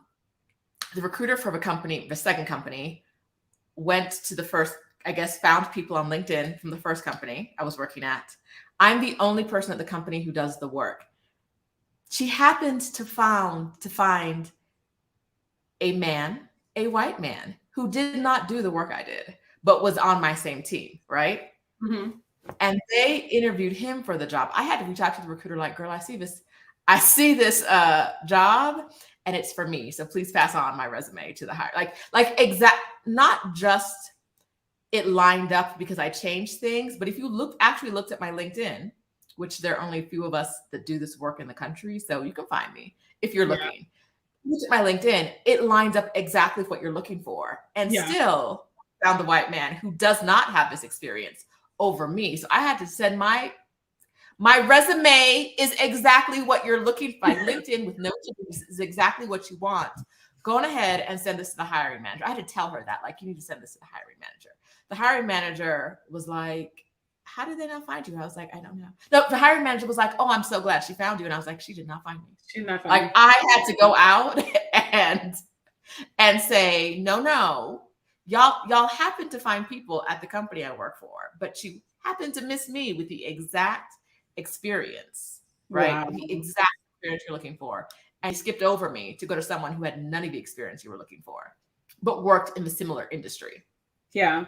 And I'll be honest, there's not a whole lot of ways to avoid or to get around other people's bias, right? Yes. We can't control that.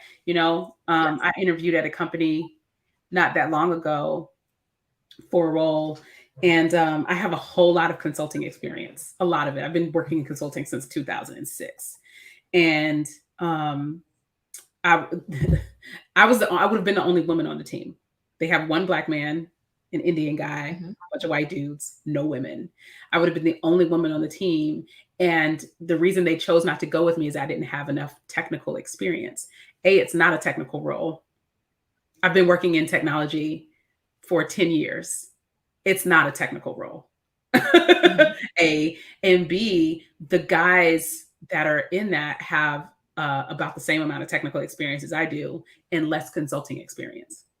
They were like, we love you and we want to bring you on. Let's be clear. They were like, we love you. We want you to be at this company, but they wanted to offer me a project management role instead of that role. So we can do as much as we can that's within our control, but we also have to not necessarily take it personal when we don't get picked, because we can't control other people's bias either. Right. But my point was that sometimes it may require doing a little bit more, right? I had to reach that recruiter and be like, you don't want to leave me on the team. You don't want what you don't want to do is miss out on me. Right? Because they interviewed both of us and I'm the one they hired. I had to show my up and say y'all go, this is the job for me. The hiring manager was I love that you were so bold. You gotta be bold. You gotta be bold. Most of us are coming from behind the 8 ball. Yeah. And so you have to be bold and say y'all can play around if you want to, but I was like, you would want to get my resume to the hiring manager. This is what you would want to do. This is what you want to do. Guess who got hired? Not that guy, because he don't know what he was talking about. I did, right? You interviewed us both. And the recruiter wasn't going to send your resume to the hiring manager, or the recruiter had never even checked for you. I don't know, but they'd looked for multiple people who'd been at my company. Got it. And I'm the only one with the exact word for word experience of what they were looking for in the How did you find out that they were looking for people at your company? The guy who was a friend of mine, he described himself as my friend, and I was like, no, we're coworkers. He did not tell me about this company looking, but my someone who'd worked with me there and moved on to a different company, who said I was the best boss she ever had, called me they're recruiting me for a role here, and they also have this role and be perfect for you. I sent the job description to my mom, and she was like, it's like they wrote it for you. This is exact. I was like, Mom, if you can see that this is it, you don't know it. How did this recruiter not find me? I don't know. Right? Because in the company, it says we all work for the same company. You know who the You know what happened. That recruiter popped up, your name popped up, and she was like, Rashida. No, I'm good. No.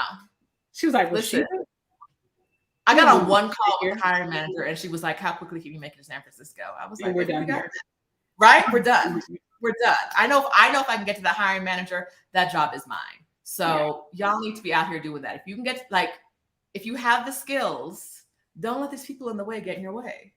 I love that. I mean, so I would say this, though. I also think that another thing that you're calling out is how important networking is as well, right? Yes. So you got this information through your network, and then you chose to network with the hiring manager as well.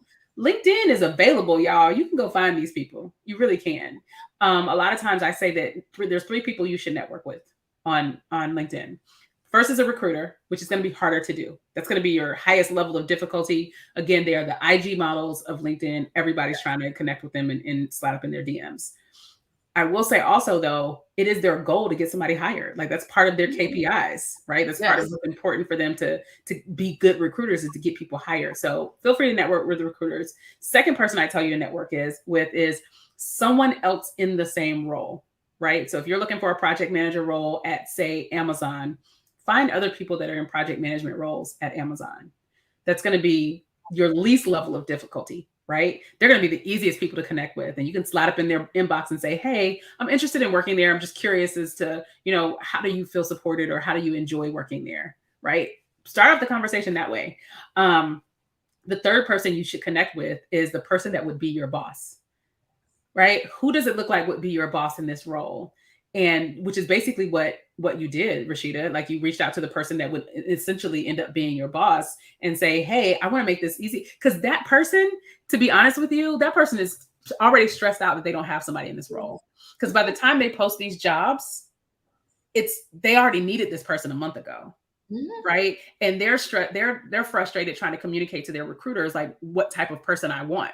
They're trusting someone else to make that decision. So if you can bypass that person and reach out directly to the hiring manager and say, here's why I'm the best fit for this. Here's why I'm going to alleviate the stress that you have about filling this position, then you're golden. I love that you did that.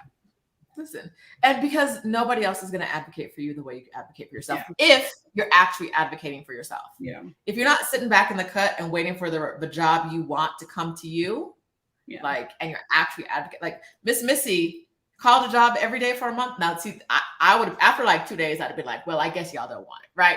But she was determined and did that. And so if there are barriers in the way of the job that I knew when I saw that job description, I was like, well, this is my job. I wanted to move back to the Bay Area. It was exactly what I did.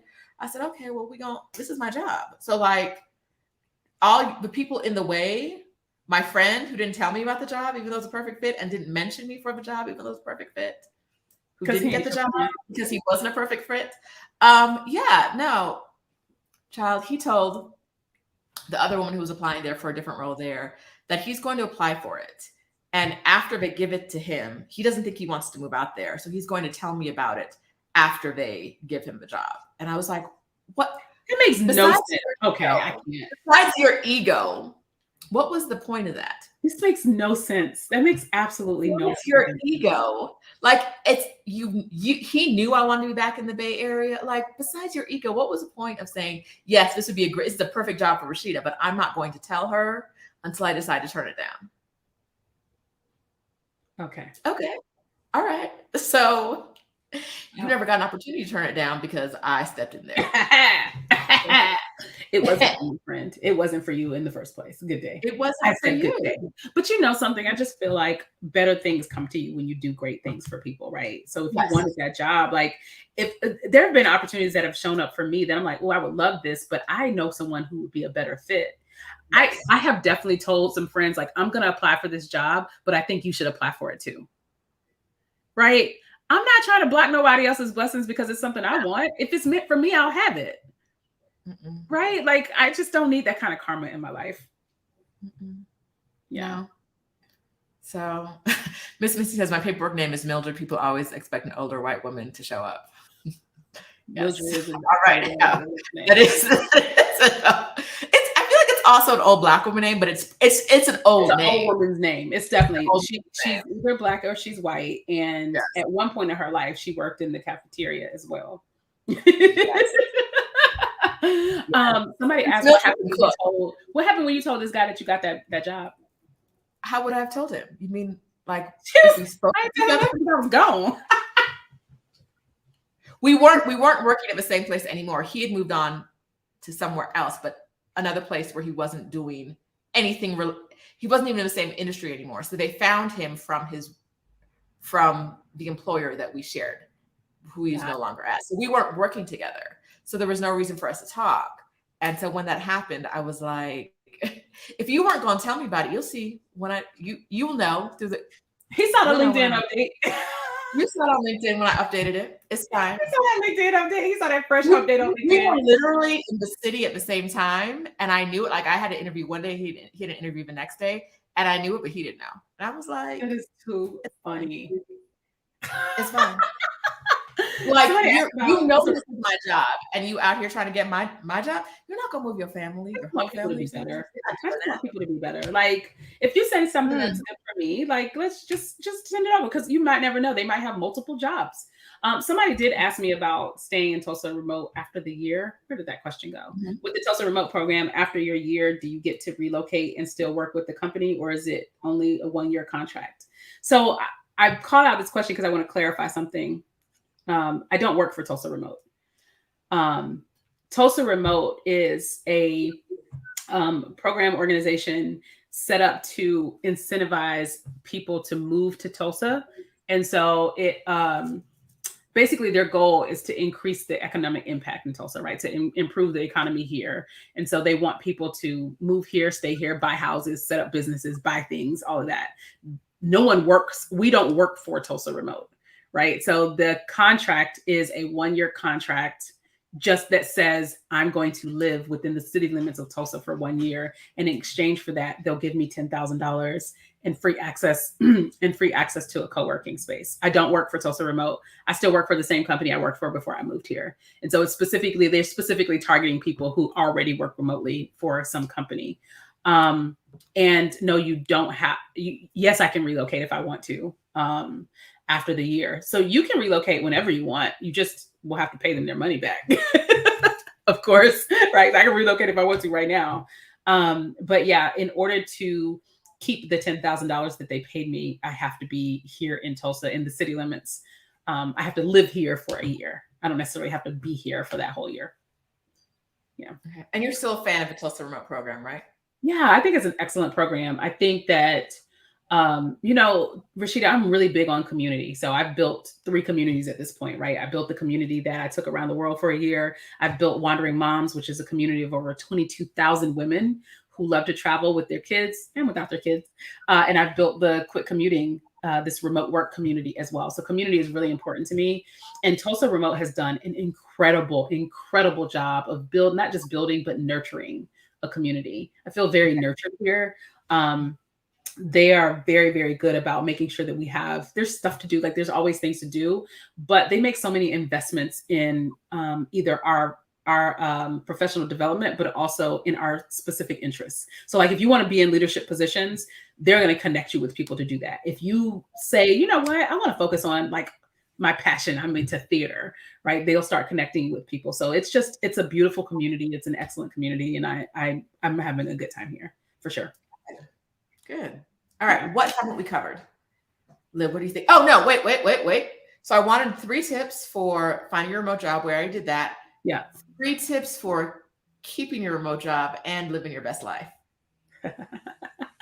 Keeping your job and living your best life.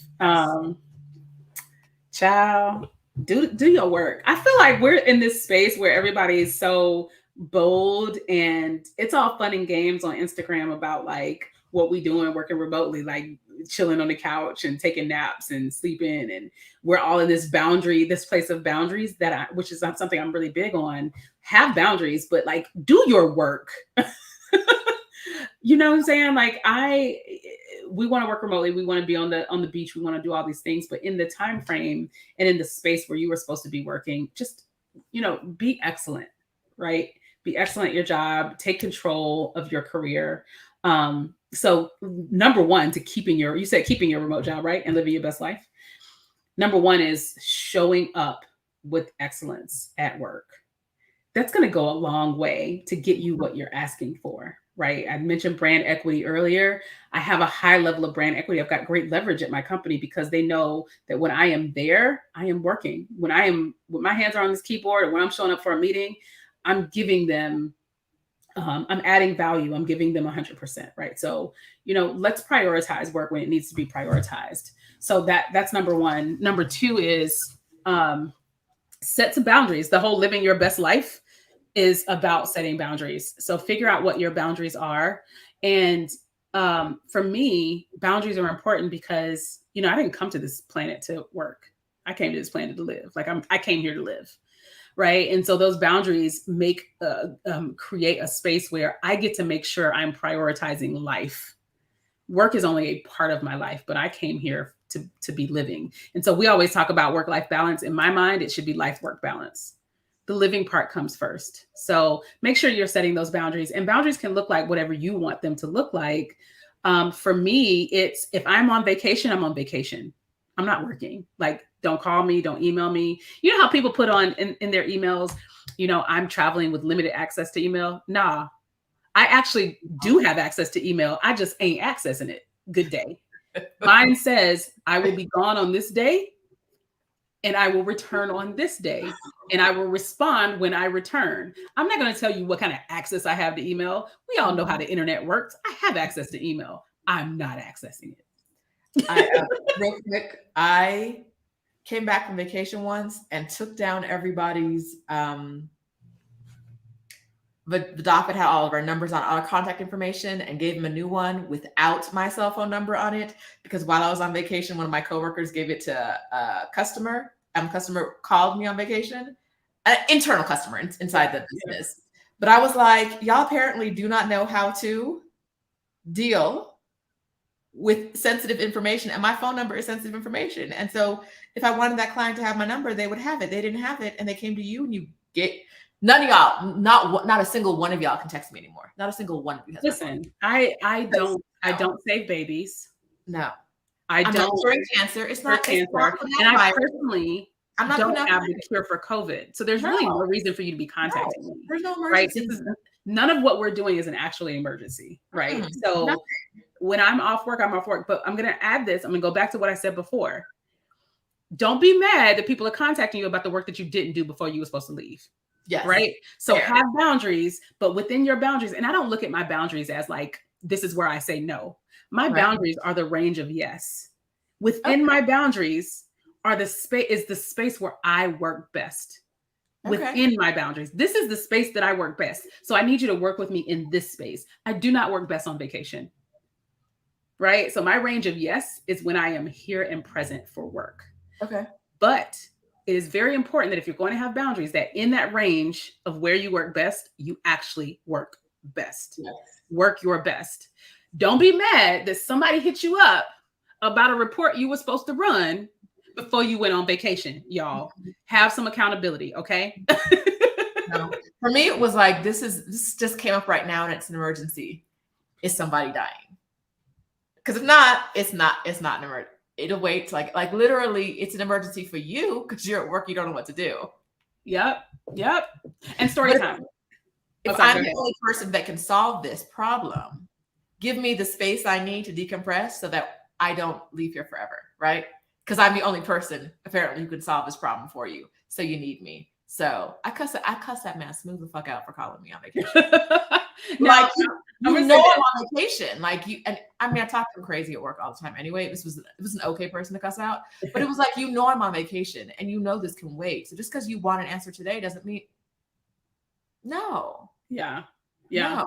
So story time. I actually spoke on this topic at the Black Enterprise Women of Power Summit 2 weeks ago. Yes. There. We did a whole panel on boundaries, and afterwards this woman comes up to me, and she's a VP of a company. She reports to a C-suite. If you don't know what C-suite is, it's like CEO, CFO, CIO, people who make a lot of money. And she said she's so frustrated because he keeps stepping over her boundaries. Like, for instance, she'll go on vacation with her family and he'll call her while he's on vacation and ask her to do stuff. And she does it. And, something's off or she doesn't do her best. And then he wants to criticize her for doing the work. Right. And so I sat there and listened to her talk. She said another situation where he called her while she was having eye surgery and asked her to do something. She was supposed to be out to get eye surgery. And he called her and asked her to do something. She did it, didn't do her best, and got criticized for it. So at the end of this, I said, so it sounds to me like you're upset with him for not respecting your boundaries when you are not respecting your boundaries. Right. So again, back to accountability. You are responsible for your own boundaries. Nobody else is. And half the time, and she was like, well, he knew I was on vacation. I said, it's possible he forgot. It is not his job to keep up with your schedule either. Right. You answered the phone. You said yes. You said, yes, I'll do this work. So have some accountability. You are the one. Your boundaries are yours. And we can be upset with people for overstepping them, but if you're the one that's overstepping them, like, who are we really mad at here? Right. And so what I told her to do is, one, don't answer the phone anymore. Or you can just send back a message and say, hey, I'm on vacation. I'll respond when I return. The second thing is, start to have conversations with him about the fact that, something, I said, when you get back to work, this is what I want you to do. Get in a meeting with him and say, something, the last 2 times I agreed to do some work on vacation, I end up not doing my best. I can't do my best work on vacation. So what I'd like to do is, she said she had another vacation coming up in 2 weeks. Go ahead and prep for that vacation. What do you need from me before I leave? Because I want to give you my best. I won't be able to do any work on vacation. Mm-hmm. This is the space in which I work my best. Right? Yes. So focus on it that way, right? So again, it's accountability. You got to own your own boundaries. You can't expect other people to own them either. Right. For me in that job, I'm not talking about you. Your situation was totally different. No. That was messed up. They had to get them people your phone number. But the reason that it resonated so deeply for me was because that was the same job where our boss wouldn't allow us to work from home because she didn't think we were really working because we could only do what we could do on the phones, even though we had these laptops and with a little dongle to log in, whatever. If I can't work from home because I can't do real work, what are you doing expecting me to work on my vacation? Like, how is this? How is this? Where's the disconnect here, right? Like, if I am not responsible enough to work from home and get work done, why do you think I'm responsible enough to work on my vacation? What? Well. Make it make sense. Let's play Make It Make Sense. I said, no, baby. Like, we're not. You can have emergencies, but if I can't solve it on my phone, if I can't just forward you an email I already have, it's not getting done on vacation. It's not getting done. Yeah.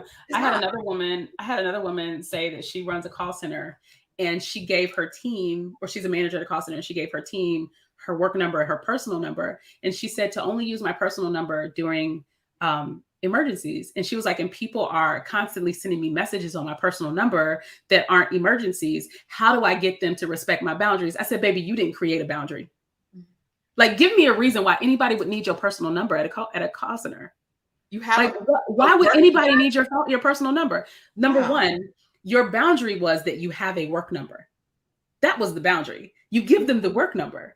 You didn't create any boundaries, and she thought she created a boundary by saying only contact me in emergencies, but you left it to them to define an emergency. You left it to them to define what an emergency is. So for me at a call center, if I'm, my daughter's prom is this weekend, and we went to pick up her dress, and the dress don't fit, so we got to go find another dress because prom is in a few hours. This like literally happened to me for my prom. Like my dress wasn't ready. It didn't fit. 10 minutes before prom, I had to go find another dress. And so I'm going to be late to work because I got to go take my daughter to find another prom dress. That's an emergency to me. Right. To me. So she left it to somebody else to define what an emergency is. 2 things, baby. 1, you need to change your phone number because no one at a call center needs your personal number. Maybe one person, maybe the manager on site may need to contact you in an emergency if all the phones go down or something. Say, here's the situation under which you should use my personal number. All of the phones went down. That is honestly the only thing I can think of why they would need to have our personal number. And thing 2, you didn't create a boundary at all because you have a work number. That is the number they should contact you on. Good day. We had a regulator, a federal regulator. I said, if the federal regulator shows up in the building, only reason to call me. Only reason to call me is that the man has stepped in and they're trying to shut us down. Like that's otherwise. What are we talking like?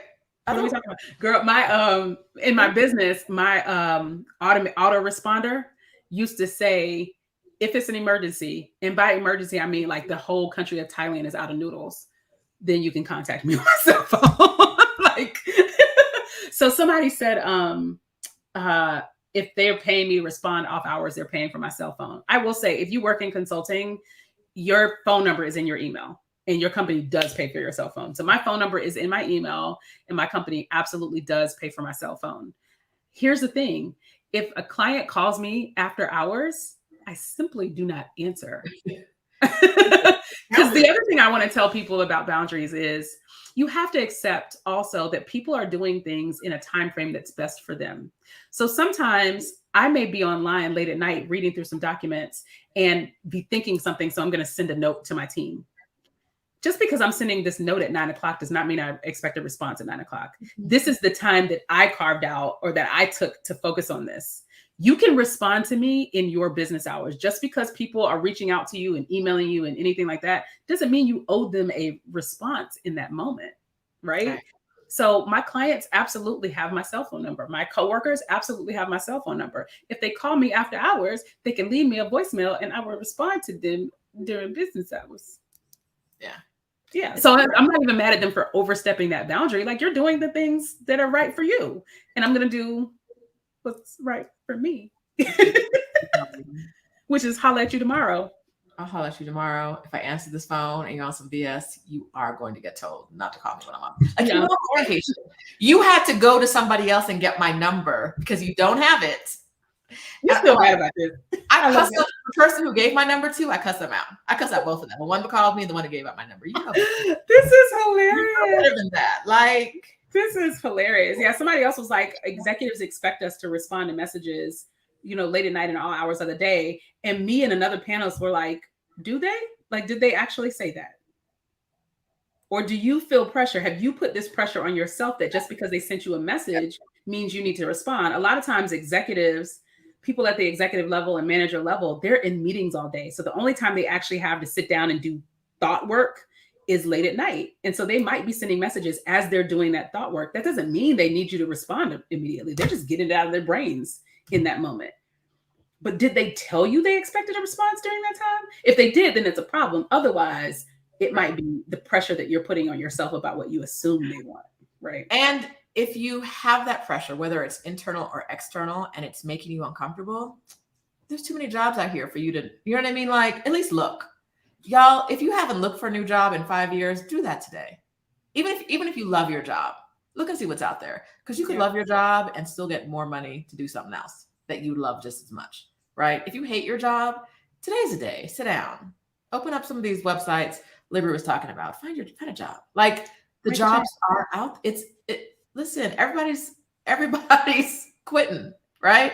It's the great resignation. It is an employee's market. Go out there. Look, even if you are like, you know what? I never even thought about getting a new job. Look, just to see what's out there. Just see if there's anything out there that you would take seriously. I honestly recommend, like, whether you're whether you're like, I'm over my job or not, every about 6 months, something like 8 months, twice a year, go out into the market and see what's out there. Right? Go to the market, because it'll do a couple of things, right? It'll keep your skills up to date, right? It'll keep you just on top of things and seeing what other jobs are in the market. It'll also help you make sure that your salary is on track, right? So it'll help drive the conversations you need to have about your salary. And then 3, it'll just make you feel more in control and more powerful about your career, right? Don't look for a job just because I need to get out. Like, don't wait until I need to get out, I need to go. It also helps with networking. So right now, if I needed to leave, I could still reach out to that company that I mentioned earlier that didn't hire me for the role that I wanted, but they still want me there. So I could always reach out and say, hey, you know what? I've actually gained a little bit more experience. I'd love to talk about applying for this role again, or something like that, right? So I'd say every, at least once a year, maybe twice a year, get out into the market and see what's out there. right? Yeah. Remind yourself that you still got it. Because a lot of y'all feel stuck at work. Yes. A lot of y'all feel like you are stuck. Yes. Nobody drug you out of the house and made you work at this company. You applied for it. You did that. You are not stuck there. So you need to go remind yourself you still got it. Definitely. Okay. Do we have any other questions? I feel like we've been doing this for a while. We've been talking for like 2.5 hours. Yes. Which I want you guys to know that if you hear me say, "Ooh, we've been doing this for a while," it means I'm hungry. That's what it means. It means our body's like, time to wrap it up. That's your code word for I need to go eat. This is my way of saying I got to go eat, y'all. So if you have any last questions, get them in. Right? Did we get through all 3 of how to get the job? Oh, you know what? You spoke about excellence, about being excellent at work. And I want to say, be excellent if that excellence is paying off. Be excellent if your excellence is being recognized. Do not let striving for excellence kill you if these people will never recognize your excellence. So often we're told that we've got to be better, we've got to do more. And for some jobs and some roles, there's no amount of better or more that will get you the recognition you deserve. So if excellent gets you 3 out of 5 stars on your review, and average gets you 3 out of 5 stars on your review, and the same pay and the same bonus, why are you killing yourself for excellent, right? Like that's my personal opinion. Yeah. And I want to be clear, when I say be excellent, I don't mean like go above and beyond and do all this extra stuff. And like, I'm not here for it's black tax is over. Like we're over that. You got to be 2 times as good to get half as much. No, hell no. No. But what I'm saying is put yourself in a position that, you know, if it comes to it. So for instance, the example that I gave earlier where I didn't show up for a meeting, I end up being late for a meeting. That's not normal for me. So no one's giving me a hard time about that because they know that typically I show up when I'm supposed to show up, right? So I'm not saying I love that you pointed that out. When I say be excellent, what I'm saying is make sure that you're doing what you're supposed to be doing, right? Mm-hmm. Like make sure you're at quality work. But I am absolutely not saying you need to do 3 times the work that XYZ is doing to get half the recognition. I'm not here for that. I actually just did a post about people getting treated like cauliflower at work. I saw that. And broccoli just over here chilling, being itself. Like they got you doing all the extra things. And there's no clear path to promotion or additional pay or compensation for you doing all this extra stuff. Mm-hmm. I was about to say a different word. I say it all the time. It's okay. On this channel, you should be like, oh, that girl be cussing, huh? We're not gonna give her all this ad money. She be over there just cursing. I like this comment from Health Then Wealth. I apply to positions I believe I'm not qualified for every 6 months. Testing the waters really keeps me fresh and on my toes. To recognize that you are not qualified for something, you're either selling yourself short or you're looking at it realistically. Either way, it doesn't matter. Apply, right? Apply. That's like literally those are the jobs you should be applying for. Jobs you don't think you're qualified for because you probably are qualified. You probably even are. You know what I like to tell people, Rashida? You're not qualified to decide if you're qualified. Like it's not your job. You're not the one posting the job. You're not the hiring manager.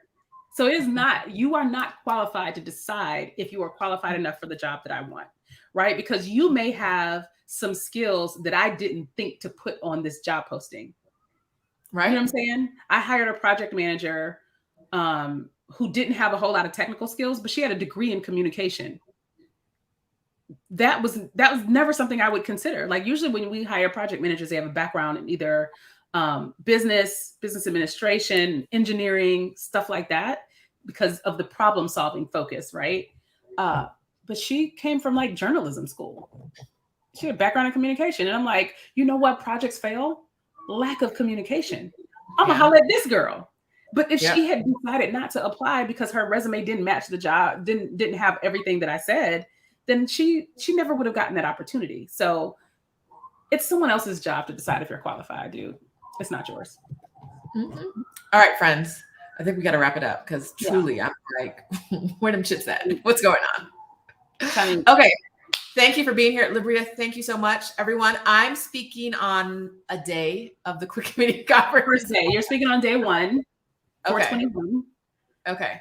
about living my best life abroad. It's you, my girl Sienna, who lives in Spain, my girl Brittany, who lives in Thailand, and Raven is actually moderating it. So, yay, awesome. Okay. All right. So super excited about that. Libryia has given you all the cheat codes today. There's her free guide, her YouTube channel, her remote work bundle. There's the Quick Commuting Conference, and there's the Quick Commuting Academy. All of those links are in the live chat right now, and I'll add the ones to the description that aren't already there. You don't have a reason to not be applying for a remote work job this week. I almost like want people to come back and like drop a comment a week from today and say I applied. Yes, a week from today. Let us know. Let us do it today. It's Sunday. You ain't doing nothing. Come on. You ain't doing nothing. It's like, so people commented earlier, but it takes them a long time to find a job that they want, and that might be true. It might take you a long time to find the ideal job, but will it take you a long time to find a job that's better than the one you have right now? Yeah. I will also say, like, let's be realistic. It takes on average 90 days for anybody to find a job. Like, that's just the average. It takes about close to 90 days to find a job. And sometimes I've seen it happen faster. I've seen people land jobs within 2 weeks of getting my bundle, right? I've seen people land jobs within a month of getting my bundle, right? I can tell you this, you will not find a job or land a remote job if you're not applying for them. That ain't gonna happen. That's not something I know for sure. Huh? All right.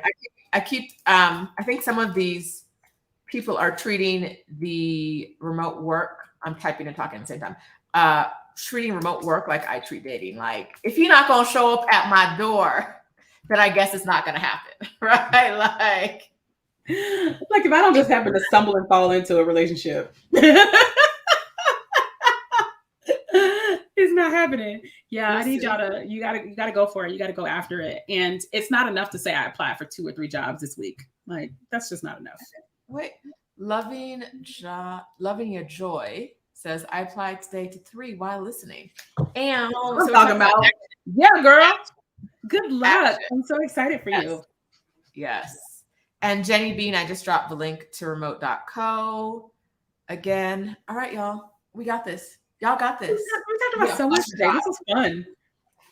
We need to do this more often. I really enjoyed it. But Libryia is working her butt off on the conference. So if you drop comments here or on her channel or anywhere, we didn't drop your IG. Let's drop. Are you following Libryia IG? We didn't drop that today. Follow your girl. Follow your girl. Follow Libryia. But if she didn't get back to you right away, it's because she's trying to make the conference the best it could possibly be. Listen. And as someone who's run a conference, I know. Girl, you know what I'm going through. Woo! Okay, so that's that conference, especially the first one. Especially the first one, because the first one is usually the hardest, right? Crazy enough, it doesn't get that much easier. The only thing that gets easier is like, you know what to expect. You expect to work or you change the format a little bit. That's the only way it gets easier. But this is bigger than last year, isn't it? In some ways, we have more people attending. I think we have about the same number of sessions. Okay. In total, we've pared it down just a little bit, so some of the sessions can be longer. But yeah. Oh, thank you. Somebody said I was amazing. Ha. I don't think Libryia is coming to meet us in July because she's going to be in Portugal. Which, I wasn't invited until this moment.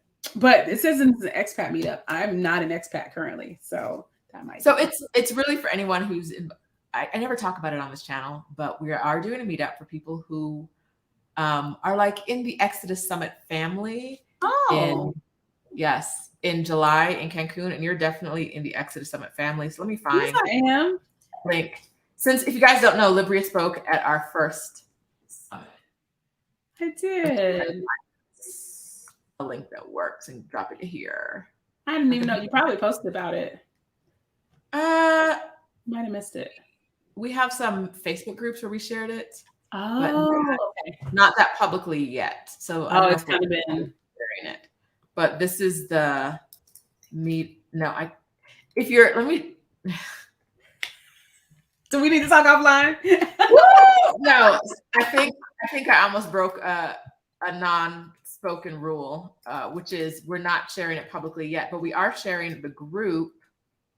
I'm gonna do this. I'm gonna give y'all facebook.com, the link to the group to get more information. And the reason we want it to be really clear, we're not sharing the direct link to buy the ticket outside of the group, is because there are specific things you need to know, and we cover them all in the group. So like, it is a group, it is a meetup for Black women only. So Check. if you yes, so you can join the group, we get you information. I can even send you the link. But like, we don't want people to bring your kids and then be told at the door, like, no, you can't come in. Oh, that's true too. Right. I ain't bringing my kid.